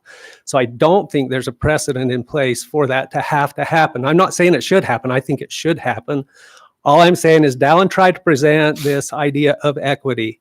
between different recreational projects. It looks to me like the city, and I believe that this would be true, I may be wrong, but if it were to go forward now, it would likely be voted that that would be funded fairly fully. I don't think you're going to have a private entity come and offer to raise half of the money for the gym. I honestly don't think that's going to happen, and I don't really care. That doesn't matter to me. But the inequity is when we come back, and again, we are asking, it's kind of a two-sided thing that we are trying to mesh together. One of us could say, we are a private entity coming, and we are offering to fund half of this facility and take care of all the O&M in the future. And you've heard me commit, and our board will commit, that you won't be liable for other things that come along during the term that we are in that building. Whatever the lease arrangements are, that is our responsibility. That's very common in the world of leasing. So we're coming, and we could say, if we wanted to look at it from the one angle, here is an entity offering to bring half of the expense through some means to the table to get something done that does set our city apart from every other city, from Provo to Las Vegas, and provide something that is really good, really unique, which is already moving. It's not a concept that has not been proven yet. It isn't something that we don't know if people are going to show up. It isn't something that we don't know whether groups are going to come in and rent that space or come in as individuals and go on dates. It isn't something that we don't know if the hockey people are going to come and be involved in it. It's well proven. The limits right now are space and time. We know that to be true. I believe we all know that to be true. And there are severe limits on space and time in that venture. So it isn't like a pie in the sky, blue sky thing that we're just wondering whether it will really work out. But here's an entity that's coming to offer this to help the city get it done. Now, on the flip side of that, the city is being asked for a very generous donation of half of that. We understand that, and I agree totally. We understand that is a huge ask. It is a big ask, but it's half. And so if you wanted to take the fixed mindset that, my gosh, the city is being asked to fund this private organization that is trying to run this business, you know, and so you can look at it from whatever mindset you want to. I think it ought to be looked at from both sides, as has been mentioned, as a team and as teamwork. So pardon my passion. It's not passion that is like challenging or headbutting or anything, but I really feel like, I will be honest, I think it's inequitable to come with 1/4. If we are looking at what the difference would be if it was someone else asking for something else that has already been sort of on the back burner for a while, I believe that the value is every bit as valuable, perhaps more so in some respects, because it brings a new dimension to the city, not just more of the same, which more of the same is great because it's good. But it does bring another dimension in. It brings another way of doing things in. And frankly, it sets us apart from every other community in a long distance from here. And it tells them we have an open growth mindset that we can see beyond where we are, that we're able to adjust as we learn new things. That there's not just this fixed pie that we have to chop up, and if one person gets one piece, it's going to deny someone else another piece. I really don't believe that here. Yes, it may affect timing somewhat, but when we went to the table with the staff, and I really appreciate everything the staff has done, and I know we've belabored this so long, but the suggestions that came from them, I felt really did lead us to the right place. And that was that a different location was better. We went from proposing originally, through the study that was done, a $9.5 million facility that was originally proposed for that spot by the firm that came, Kristen, when she came and did the study. And even at that, she believed that that was a feasible thing for a combination of a city private public partnership to be able to pull off and make work. So when we talk about, have we looked at ways to reduce cost and reduce the initial inputs to get into this? Yeah, tremendously, by around $4 million less than what that original proposal was. And we have looked at the most economic ways to take care of things. Unless we want to just put it under a hay barn with nothing else, then yeah, we could do that for about $100,000, put up the building, and then all the floor work, of course, would all add up to a bunch more. But we're not going to go there. That's really not who we are. It isn't really what we need. It isn't what we want. It isn't the I don't like images, but it isn't the image we want to put forward. When we do something, we ought to do it right. And this open concept in and of itself it does have some limits, but it has some real advantages too. It has some ambiance about it that is uncommon, and it does work, as Dallin has done a lot of work vetting out that concept and seeing how those types of facilities work. It's awesome, and it can be done, and it can flourish all through the year. But I'm going to tell you, frankly, it isn't going to happen on 25%. It just is not going to happen. The wind is going to go out of the sails. I will guarantee you that. And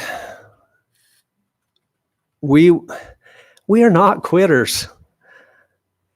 You know, we're just not, but there is reality that we do have to deal with at some point too. If 100% funding of another recreational facility seems appropriate, or even a 75 or even a 50% funding of another recreational facility seems appropriate, whatever it might be, why isn't it now? Why isn't it this? Why isn't the 50% okay? Why can we not put forward the extra 1.2 million above what several of you have said you would approve tonight and get this done? We have been told by Jason that it will not break the city, that the city can afford to do this. I believe in essence, that's what we've been told. It's doable. It may have some effect on some things, on a little timeline. We were told by city staff when we sat down with the idea that let's move it to a new location and let's drop the utility requirement and do a bigger lump sum. We said, yeah, if we were kind of tentative about it, but yeah, we think we can do that because, and they did instruct us at the time that in the 2-year maturing of the bond on the buildings here, that would provide the funding for the other projects that needed to be done, and that would be very doable. So I've heard, as Dallin said, we've come along, and I honestly believe we've come in good directions. I don't believe that, you know, we felt like the reins get yanked a little on the bit a little, and it hurts on the day that we might go in and have a discussion and they say, well, let's consider changing this. We're going, ouch, gosh, we could have just done this where we are. The bank would have loaned us the money. We could have had everything going already. You know what? It wasn't as good overall as what we have on the table today. It wasn't. This is far better. It is far better when you think about it. And it is doable. But at that time, the reasoning was, we can do it. We do have the money set aside. The bonds are coming to maturity, and we can do it. Otherwise, I will guarantee you right now, had that not been the case, and had we been denied the location where we are currently, we would have taken our stuff and gone home that day. And we are at that juncture now. We are at that juncture now. If you are for getting this done, we would need to move forward, and we need to move forward now. Time, I know politicians use this all the time, like we have an emergency, so we got to go. We're not there because there's some things in this world that are more important than this too. But this is a pretty good one for the good of many, many people. And I would say tonight, just as my final thoughts, as one of the ladies said last week, if not now, when? And if not this, what? I would say if the vote is going to be to do a reduced portion, just please vote no. And we can be done. I would rather see that, because we really cannot continue to just go around and around this bush forever. And we can move forward with that as a team.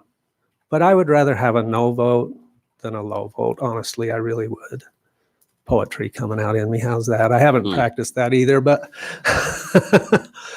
I would, and again, that is coming from a gracious heart in the ask. I want you to know that. It is not ungracious. It's just that it's not reality that we can pull it off. We would love to say, yeah, we could go raise that other 1.5 million or 1.2 or whatever. But it takes time, it takes effort, it takes manpower, it takes energy, it takes a whole bunch more. And we're getting a little milked out, I'm telling you. I'm not saying we're giving up, and we aren't that kind of people, but we have already given a lot. And we've had studies done, we've had lots of things, and Dallin will come to me on the board and we talk about things. I'll say, let's go, let's do it. I believe we can get this done. And I believe, honestly, you're going to vote to do it tonight. Now, I might be totally wrong, but I believe you will, when you really think about the benefits versus the cost. And I don't believe anything here will ever suffer for it in any other project. I really don't. I think what Dallin said is very true. I believe that this will be a precedent-setting vote tonight.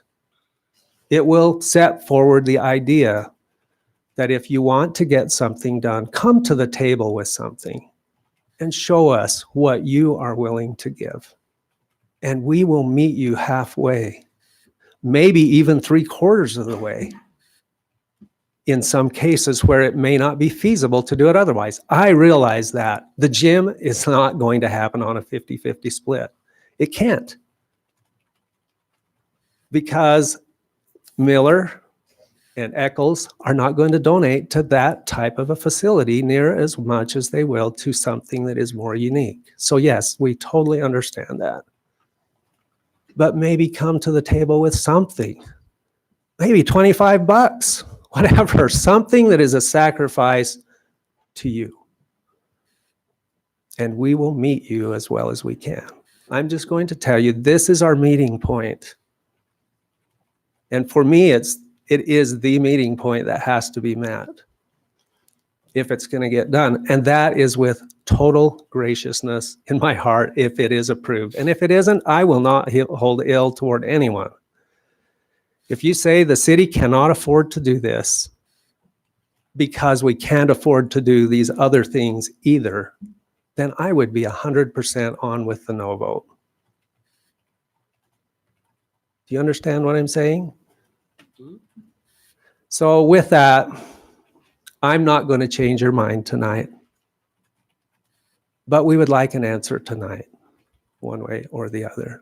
And I hope somebody will make the motion to go 2.85 million on this, meet us halfway, we get the agreements written, and we go to work. I'm going to tell you right now, it will be easier for us if you say no. Because we can go back to work on other things that we have as our core business and the things that we need to spend our time out. But we are happy to continue to make the sacrifices necessary to make this happen if you say yes. And I thank you for that. I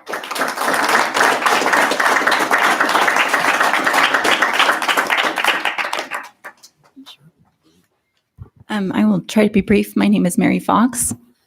I'm an Enoch resident, but my husband and I have a business here in Cedar City. I have several different thoughts.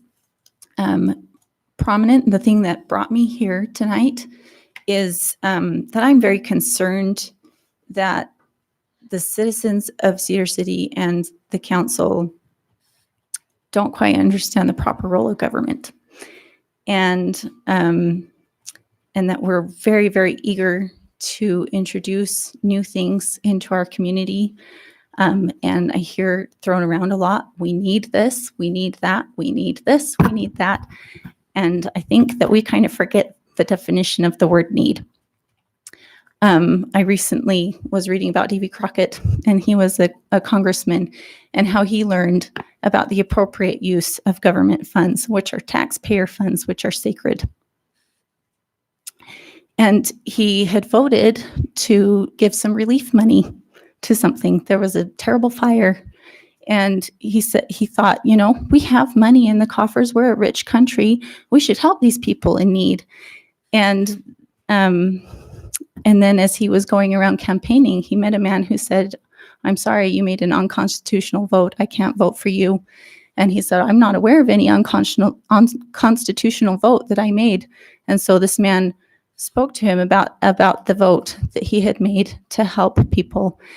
Now, just as, anyway, so he learned that's really a private sector thing. It's not for government money. Obviously, this is different. If charity is not the government's role, is recreation the government's role? Obviously, we're going to have different opinions on that. The city already has many things that it's committed to, that are operating in the red. That has come out very clearly.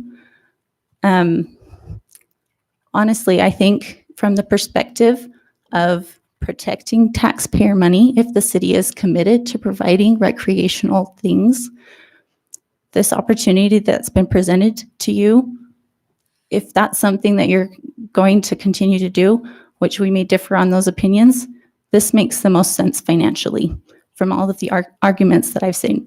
So yes, I'm coming from the stance of, I don't think the city should heavily invest in recreation, but from all of the arguments that I have heard and seen about this, as far as protecting that taxpayer money, this makes way more sense than any of the other things that I see the city wanting to do. I'm really concerned though with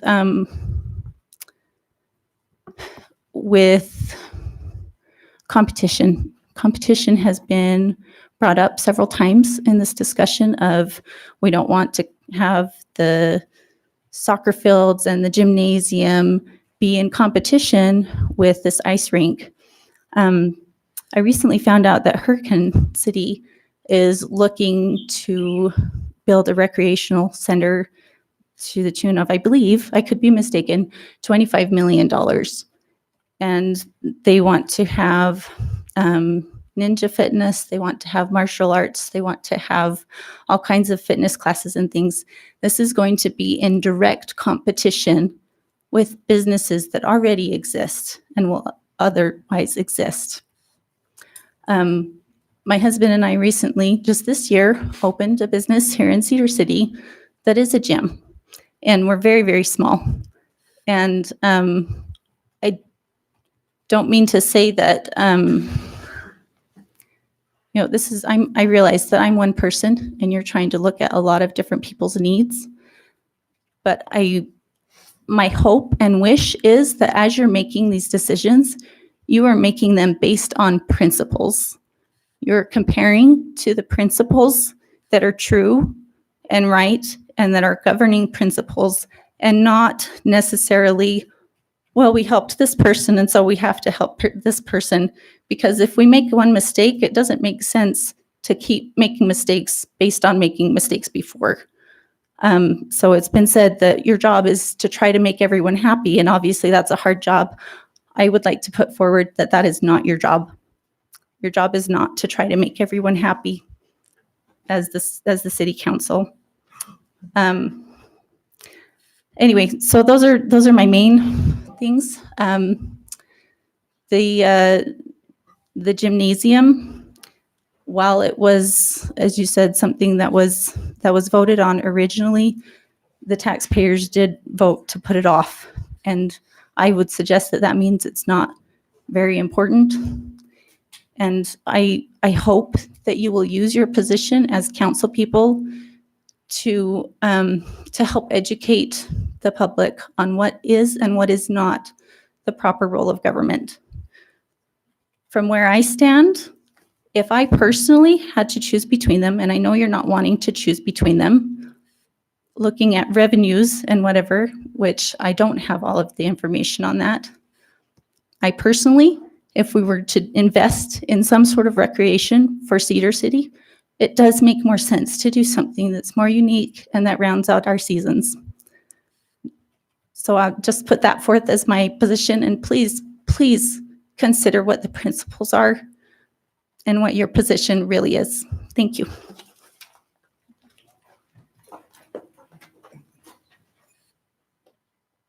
Good evening. My name is Carrie Fain, and I would just like to start off with saying thank you to everyone. This has been a very long process, a labor. Everyone has done their due diligence, the council members, Staley Rec, Staley family, the entire community that's backed this. And I just want to say thank you, and that no one should be overlooked. Thank you. When Dallin called me yesterday and said pretty much all or nothing, that they'd even shut down this season, my stomach dropped out. My kids personally, I know would be okay. I can take them elsewhere. We've got options for them. But looking at the community of children and adults and everyone who comes to enjoy what we do have, it really made me heartsick to see that. Sorry, excuse me. And I very much agree with getting on board to start pushing the Max Center as well. As Councilman Adams stated, they had momentum and it died. Right now it's sitting just complacent, nowhere to go, nothing to do.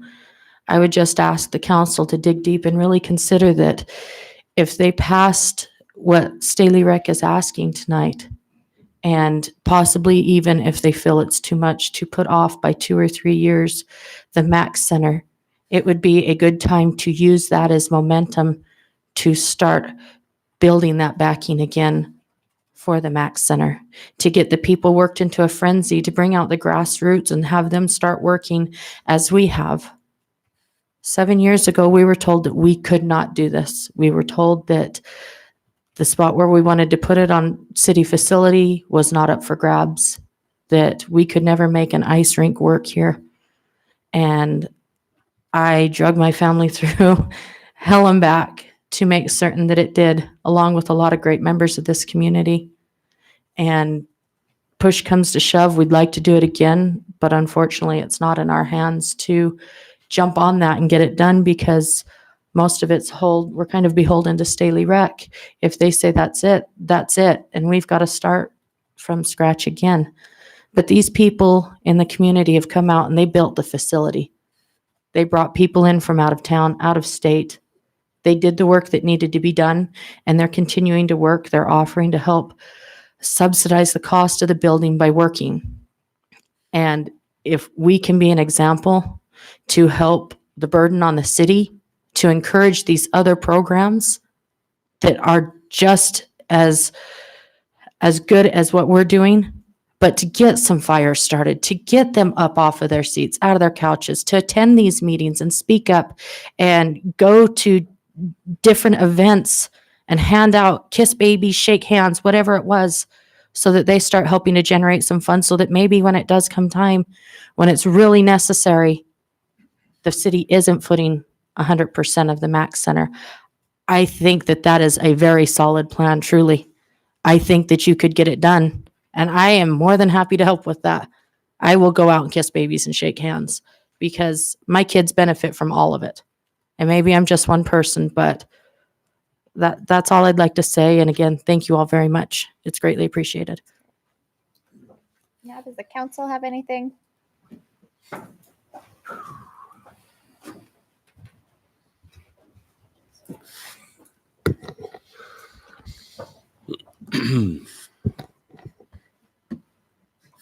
Are there any motions or discussion from the council? I'll make a motion. So here goes. Okay. Just bear with me because this might be long and lengthy. All right. I would make a motion that we give to the a gift from the city towards the Glacier ice rink of $1,850,000, with the understanding that that money is to be set aside and used once all the necessary funds have been raised for the construction of the project. That after 24 months, if that gift has not yet been realized, the money not been raised, then that gift can be returned back to the city. I would also say that this building be built on city property that is leased back to Staley Rec Management for an amount yet to be determined through the contract agreements, and that we do this for a period of 20 years. And that of the 1.85 million that I am proposing, that $100,000 of it be available so they could begin design and construction on the project. That's my motion. May I make one legal request? Yes, sir. That there's a signed lease in place before those funds start being used. Absolutely, absolutely. And certain conditions thereof as part of the lease are all agreed to and signed. Yes. Is there a second to that? Well, can I coax Just my? discussion on the motion. Yeah, I mean, you can discuss the. Yeah, can I coax my fellow councilman? Can the resolution acknowledge the total ask of 2.85 million with the provision that we continue to explore just how Absolutely. we might Absolutely. there Absolutely. and work together to raise those funds and do the things in partnership that we haven't as yet done. But I don't know. Is that? No, I'm fine with that because that's the spirit in which I think it needs to move forward. And that's the spirit in which I talked to Dallin about it when we discussed it, is that we need to all move together to find these other sources of funding. So at least that's, there's a motion there. I'd like to make a comment on that. In the nearly 8 years I've served on in this body, I don't think I've ever seen people more passionate about animals. I mean, we talk about millions of dollars, and we have a few people in here. This has obviously been pretty, a lot of interest in this, but it worries me when we say we can go out and raise all this money when we couldn't raise. No offense. I think I think what you did, Scott, taken. and what you did to raise what you did is amazing. But it just, reality is, I just don't know that we can do it. That we can raise that other money. Yeah. I don't know. This is not part of the motion, but I would just say, if this body decides to do $2.85 million, to my knowledge, that is the largest gift that would ever been made to any entity outside of city projects.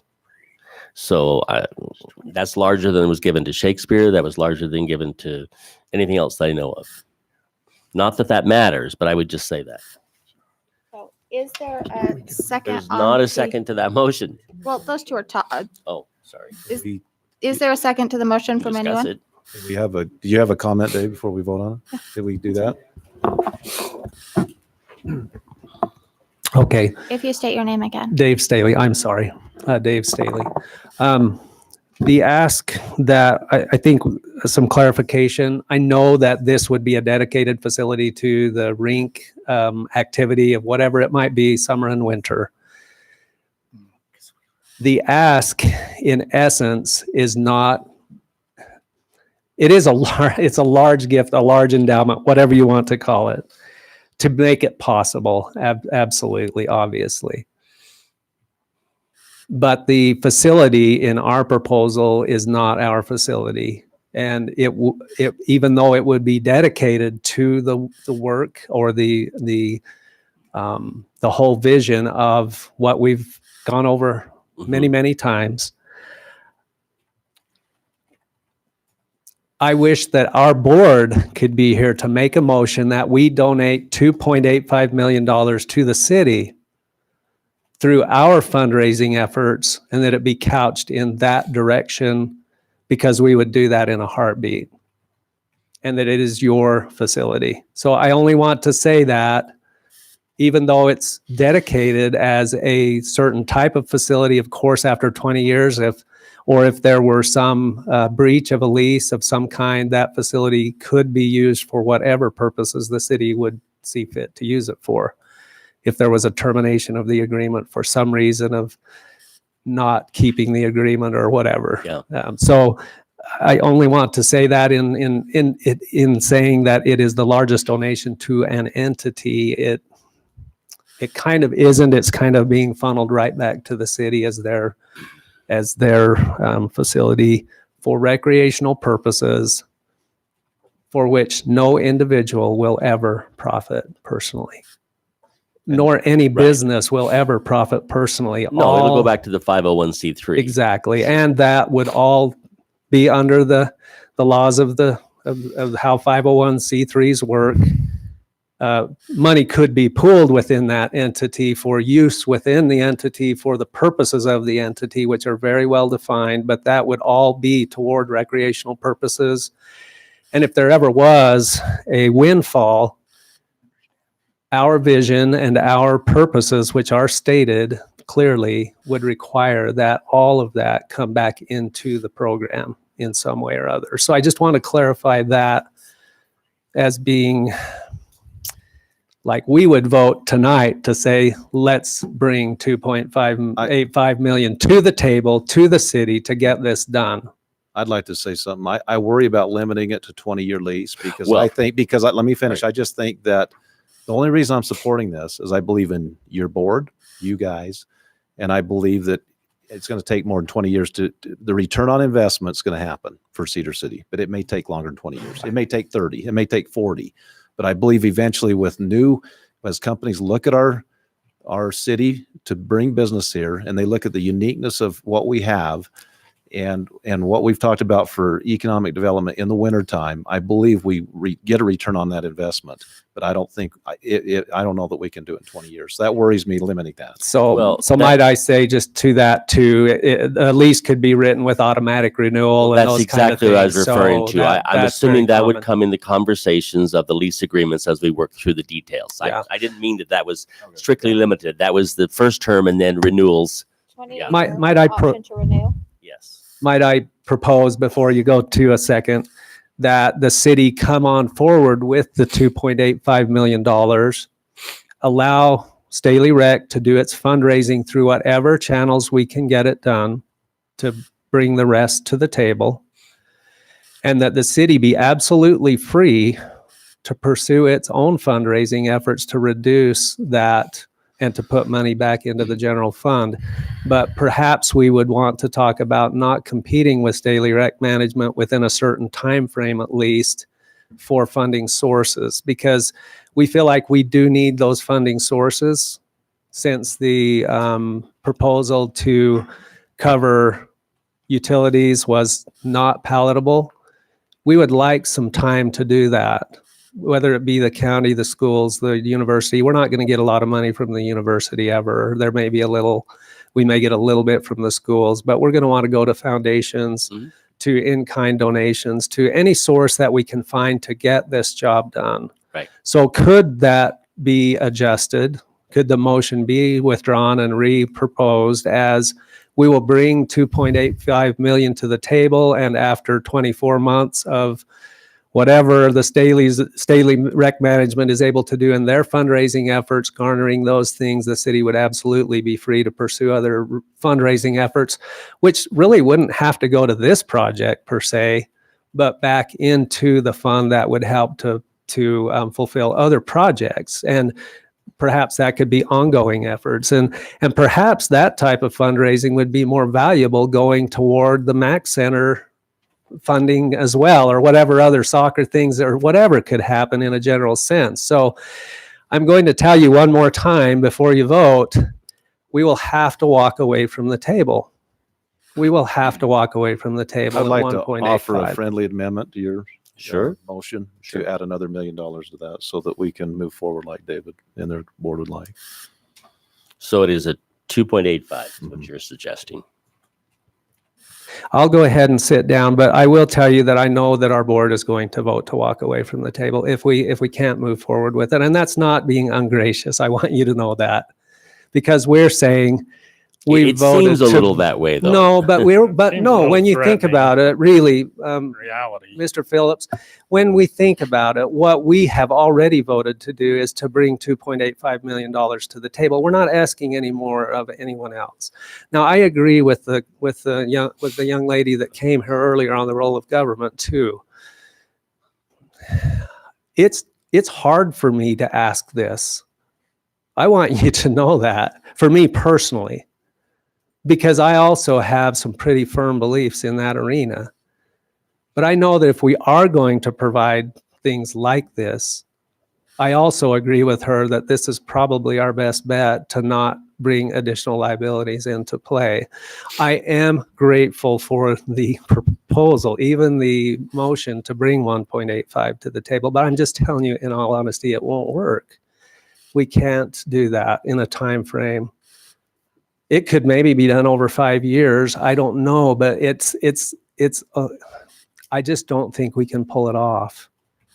I think we can pull the other off. And one of the reasons I think we can pull it off, you say it's only 1.2 million more, and that it is true. $1 million in real terms in this world it's a lot of money, but it's not a lot of money in some respects. You know what I'm saying? Shoot, I lost my train of thought, and it was a really good one. Very gracious for the offer, but in reality, it's a tough one to pull. Oh, I remember where I was going. If the city were to come forward with 50% of this proposed cost, and if the cost went up, we wouldn't ask more than that either. All the contingencies would fall on us. Yeah. I hope that's understood. Can you help me clarify? Yes. Would the city helping you in this fundraising add no value? With If that you have, partnership? okay, I'll I mean, answer. and I'm not going to, once again, I'm not going to commit staff, Okay. but I think my colleagues would be very willing to Yeah. plead the case and to help raise funds. If we don't set aside a full 2.85 million tonight, we can have a commitment to work with you to raise the additional funding.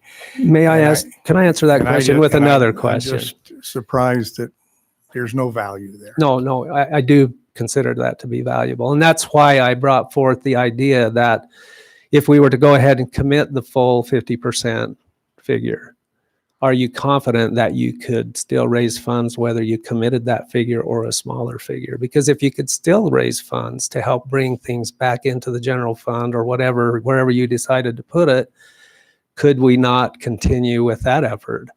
See, Could you not, I'm not or does that envisioning- take all the wind out of that sail? I'm not envisioning us raising funds. I'm envisioning a team of people raising funds. And that's Well- very different than Yeah. the them and us that I keep hearing. So could the team be still organized to raise funds if you brought the 2.8 to the table, and then any additional funds that were raised could go back to the fund? We still bring the 2.85 back to the table. I mean, it's the same thing. It's just a little different in the front end. And if we're confident that those funds could be raised to reduce the city's liability, awesome. That would be a great thing. I think that would be wonderful. And I think we would be happy to help, but we would like the opportunity to use the funding sources first, honestly. I am saying that honestly, to pull this off. Again, I don't know that you realize what has gone into this to this point, and the effort, the expense, my personal expense and stuff. And I'm not patting myself. I'm saying we've been happy to do this with the vision that it was going to come to pass, and I still believe it will. But what's the difference of whether we commit the upfront and then reduce that through fundraising efforts after a period of time that we have an opportunity to do our own, that wouldn't require staff? And you'd be happy to join. We'd be happy to have you join that team if you want to. but we're willing to do that too. And that's a big thing for me too, because that's still going to require a great deal of time. I will probably have another $100,000 into fundraising efforts just in time that Dallin and others are required to spend doing things. And so you have to understand that it's not without some sacrifice as well. And so I'm not being ungracious, I promise you. I think I'm just looking at the reality of whether this can happen or not. And there is a point in any negotiation where it's the nature of things. It's not that you're taking a hard line, it's just saying there's a point where you have to be willing to walk away from it and say, we did the best we could do. This is the best we can do. And I would just ask that if that's going to be the motion, that perhaps another motion ought to be made that we just say no. Well, mine doesn't. Well, he did make an amendment to my motion, and I will accept that. I will accept that amendment. I was to going to my say motion. procedurally, we have to have Yes, you. I am accepting that amendment to my motion. But now there needs to be a response and a second to that. Or So I'll sit down.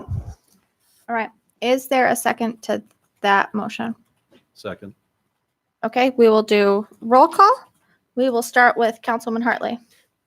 Nay. Nay. Aye. Aye. Nay.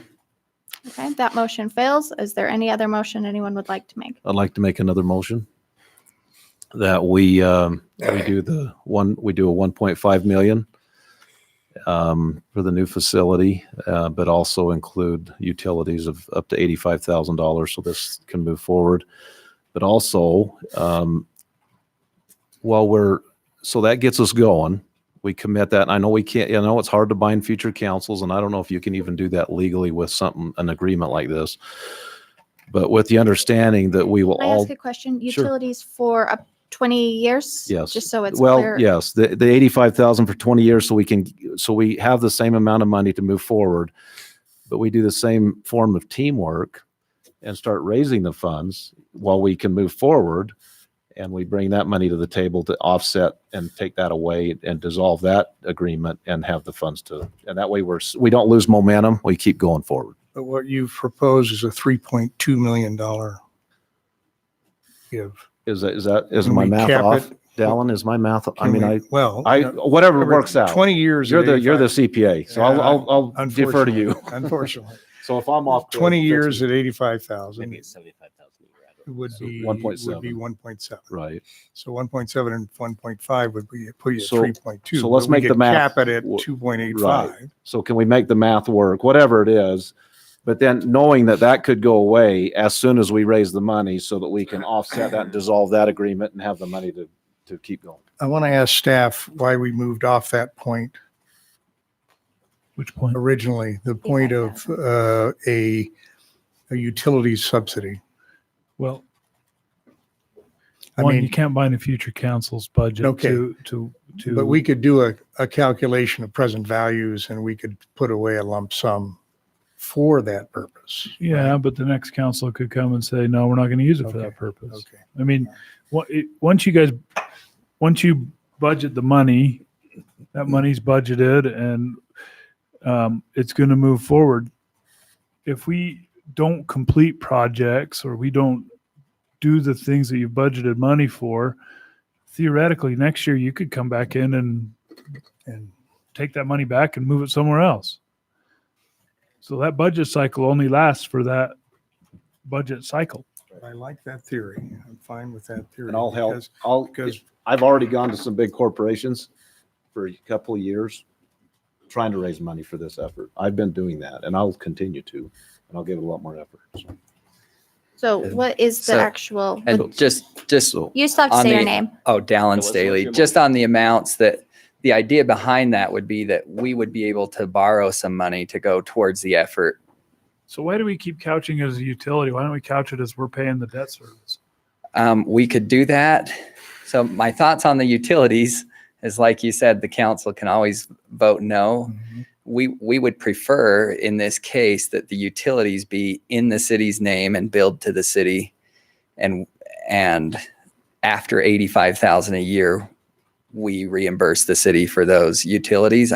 It puts the city written into our lease agreement so that the city is more on the hook. I mean, the city council can always defund whatever they want, I guess, and decide not to pay the bills and get our power shut off.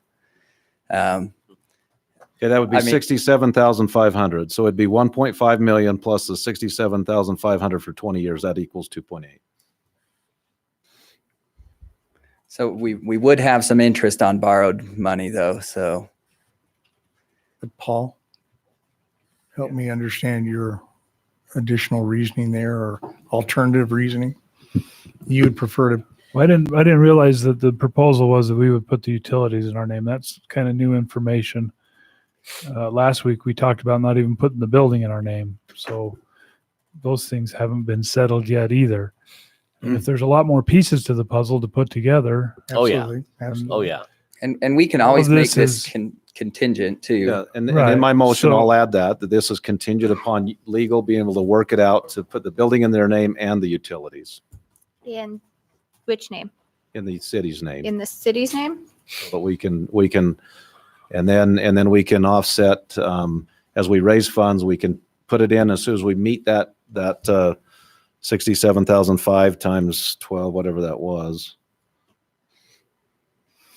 If we go that is 810 direction, That's 810,000, sorry, if we Craig. go to that direction, we're going to have complete transparency in the fundraising so that we understand how we're marching forward. Sure. So, I- but the proposal from Staley just now was all the fundraising goes to their efforts first and then our efforts second. So if we're going to commit that, why don't we just commit the 2.85?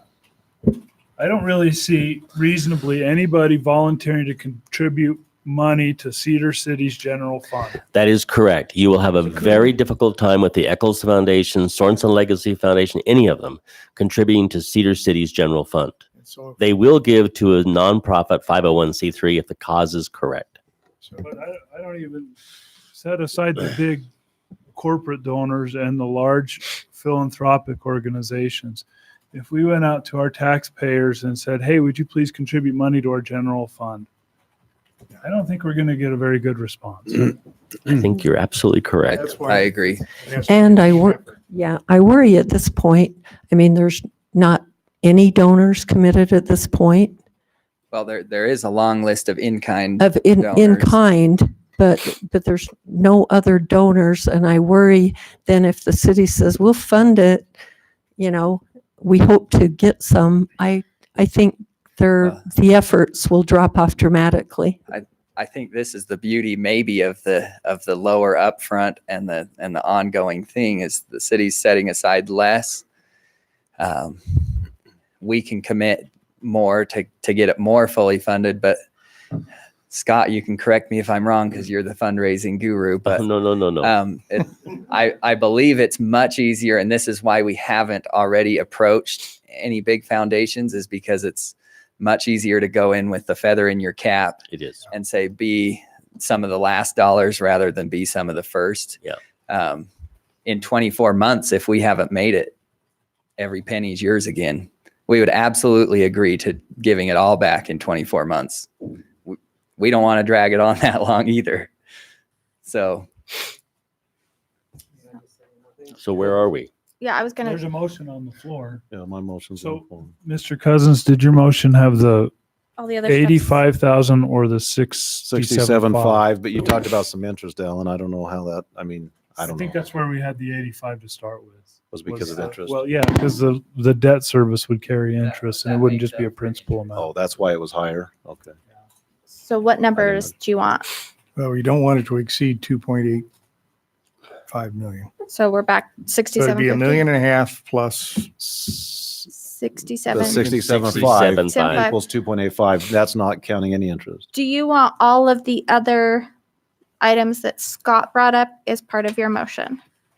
The 20-year lease The and the leasing the money property. set aside. That's fine, but I hope we have automatic renewals because I don't think we can get a return on investment. Oh, no, without 20 years. absolutely. Okay. Absolutely. Absolutely would love So- that. No. So we're talking 20-year lease plus possible renewals. The rent is TBA. 100,000 available for design post having a signed lease. Continue to explore additional options to raise additional money. Those were the other things I had written down on Mr. 24 Phillips' months motion. return. Oh yeah, if it's not all done in 24 24 months, it all reverts. That's all The the- money Add all set of it- that to my motion. Okay. Please don't make me repeat it. No, I think we've got it written. Oh, did you have the only other question was the building and utilities. You had said you wanted that. Is that part of your motion? Well, if that hurts us with the foundations going to them, how can we massage that to work? I don't know. Let that be part of the agreement in the signed. Let that be part signed of the agree- agreement. Yeah, the signed agreement. Let us work that out. Okay. Can we work that out, Tyler? Pay as we go. Once we have that facility. So that whole motion, is there a second? Is there a second to that? Anybody? All right. If there is no second, that motion fails. Okay. Is there anything else? Any other motions? We're getting a whole lot closer, I think, but May I address the council? Yeah. Okay, As long as you David state your name Staley. again. I think that, Paul, I'm sorry, I respect you a lot. I think that muddies the water a lot, though, still. I really do. And I think it does bring up the possibility of muddy waters in the future in lots of different ways. And I think the city staff has made that clear. Was one of their great desires to not have that be part of any agreement. That was just an effort to salvage the whole thing. I'm sorry. So I'll disagree with you on that. But I will reiterate, I'm not sure when we would walk away, but we will probably need to walk away if we can't go with what we've proposed. I know it's a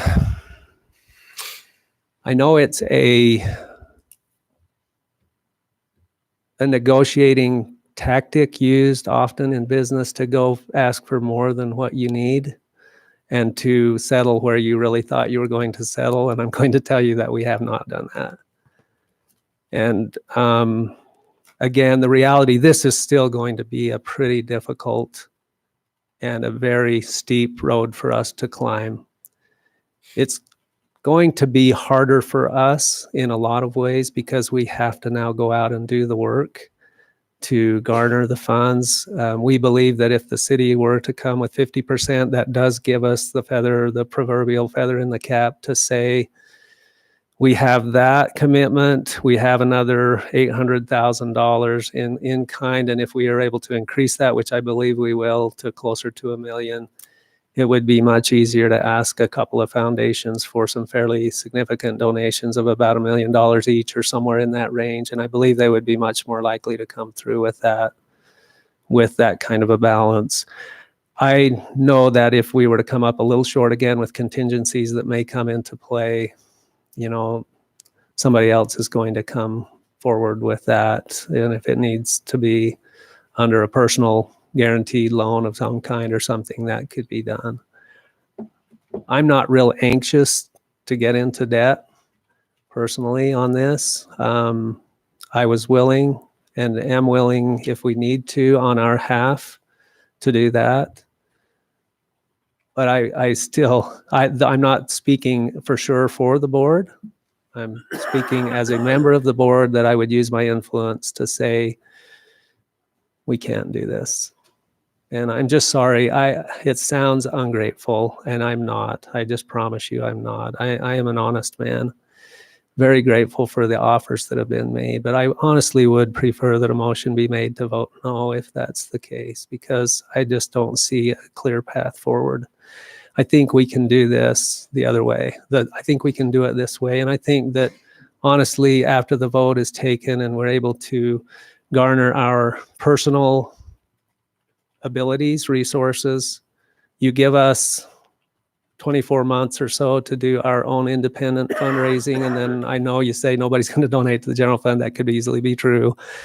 But certainly, it does, again, and I will only repeat this one more time, I promise, it does start a new way of getting these kinds of things done that I believe that other groups, other citizens would step up, and fundraising could be done in other ways for other projects that would help offset that extra. So I I'm just going to tell you that it's highly unlikely we'd be able to pursue anything further if we're unable to just move forward on the proposal. So But Dave, I did a friendly amendment to his motion and it failed. So in order, we'd have to have somebody that voted no. If I'm correct, do a motion to reconsider and revote. But that's it. Okay. And I will tell you that motion, that amended motion, for me felt better, only because we weren't coming up with 50% on the front end. We were coming up with 50% on a discounted cash flow basis. And we were counting on people like the county and other donors to come in and carry their load. So at $1.5 million, I'm good with that. I know that staff didn't prefer the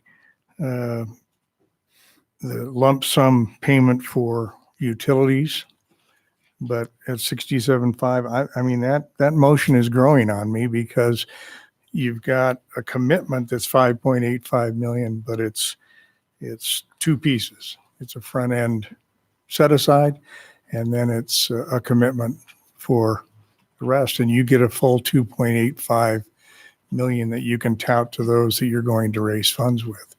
And I feel much better about that than I do the previous motion. So with an understanding, of course, that anything that is withdrawn, if it's in interest, the cost of money or whatever, being basically withdrawn from that, which we would have to pick up in some way if we do need to fund it, through private or through a personal loan, going toward that is obviously going to affect our cash flow some there too. So if there are members of the board here that want to really stand up and say, no, don't do this, we will need to meet, obviously, with whatever proposals are that are passed. If there is a proposal passed here tonight, we'll have to meet and determine whether we will accept that or walk away. And so I guess that's the final. I can't make that decision for the board, but I will that would probably be the influence. I would try to push forward with that. We would have to decide on how we would exit the current business that we're doing and when that would happen. But we are in for $2.85 million. I will just tell you that right now. We are in, and we will get it one way or another. So Dave, the 2.85 failed. That motion failed. I understand. We're done So with that. I'm going to make another motion. Okay. I'm going to, and I don't know if I can I legally make the same motion? Yeah. You can make the same motion. Okay. So I'm going to make the same motion that we go 1.5 million with 67,500 a year for 20 years to make this happen, with the other contingencies that Paul and the mayor read. And all the legal particulars would have to be figured out on all of that. I will second that motion. Okay. We will do a roll call. We'll start with Councilman Adams this time. Nay. Aye. Aye. Aye. Yay. That one passes 3-1. 3-2. 3-2. Whoops. Sorry. And so with that, the motion is 1.5, 67,500 a year for 20 years. 20 years for utilities and all of the other conditions.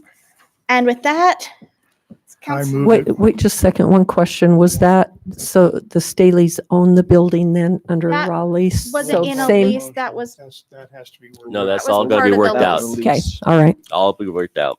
Okay, That's- go ahead. I sir. move that we adjourn this meeting. Second. all in Been a favor. slice of- Aye. been a slice of heaven. All right.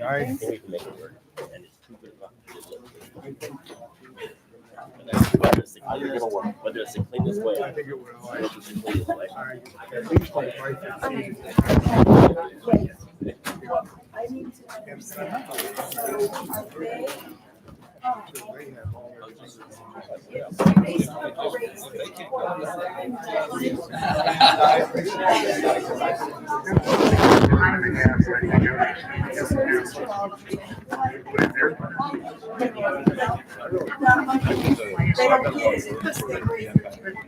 We're not ready. So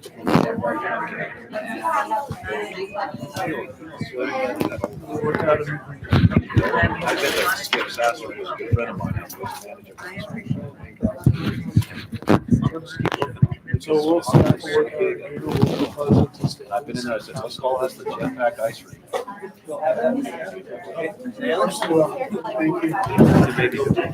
If I can go to and say, we're gonna do this.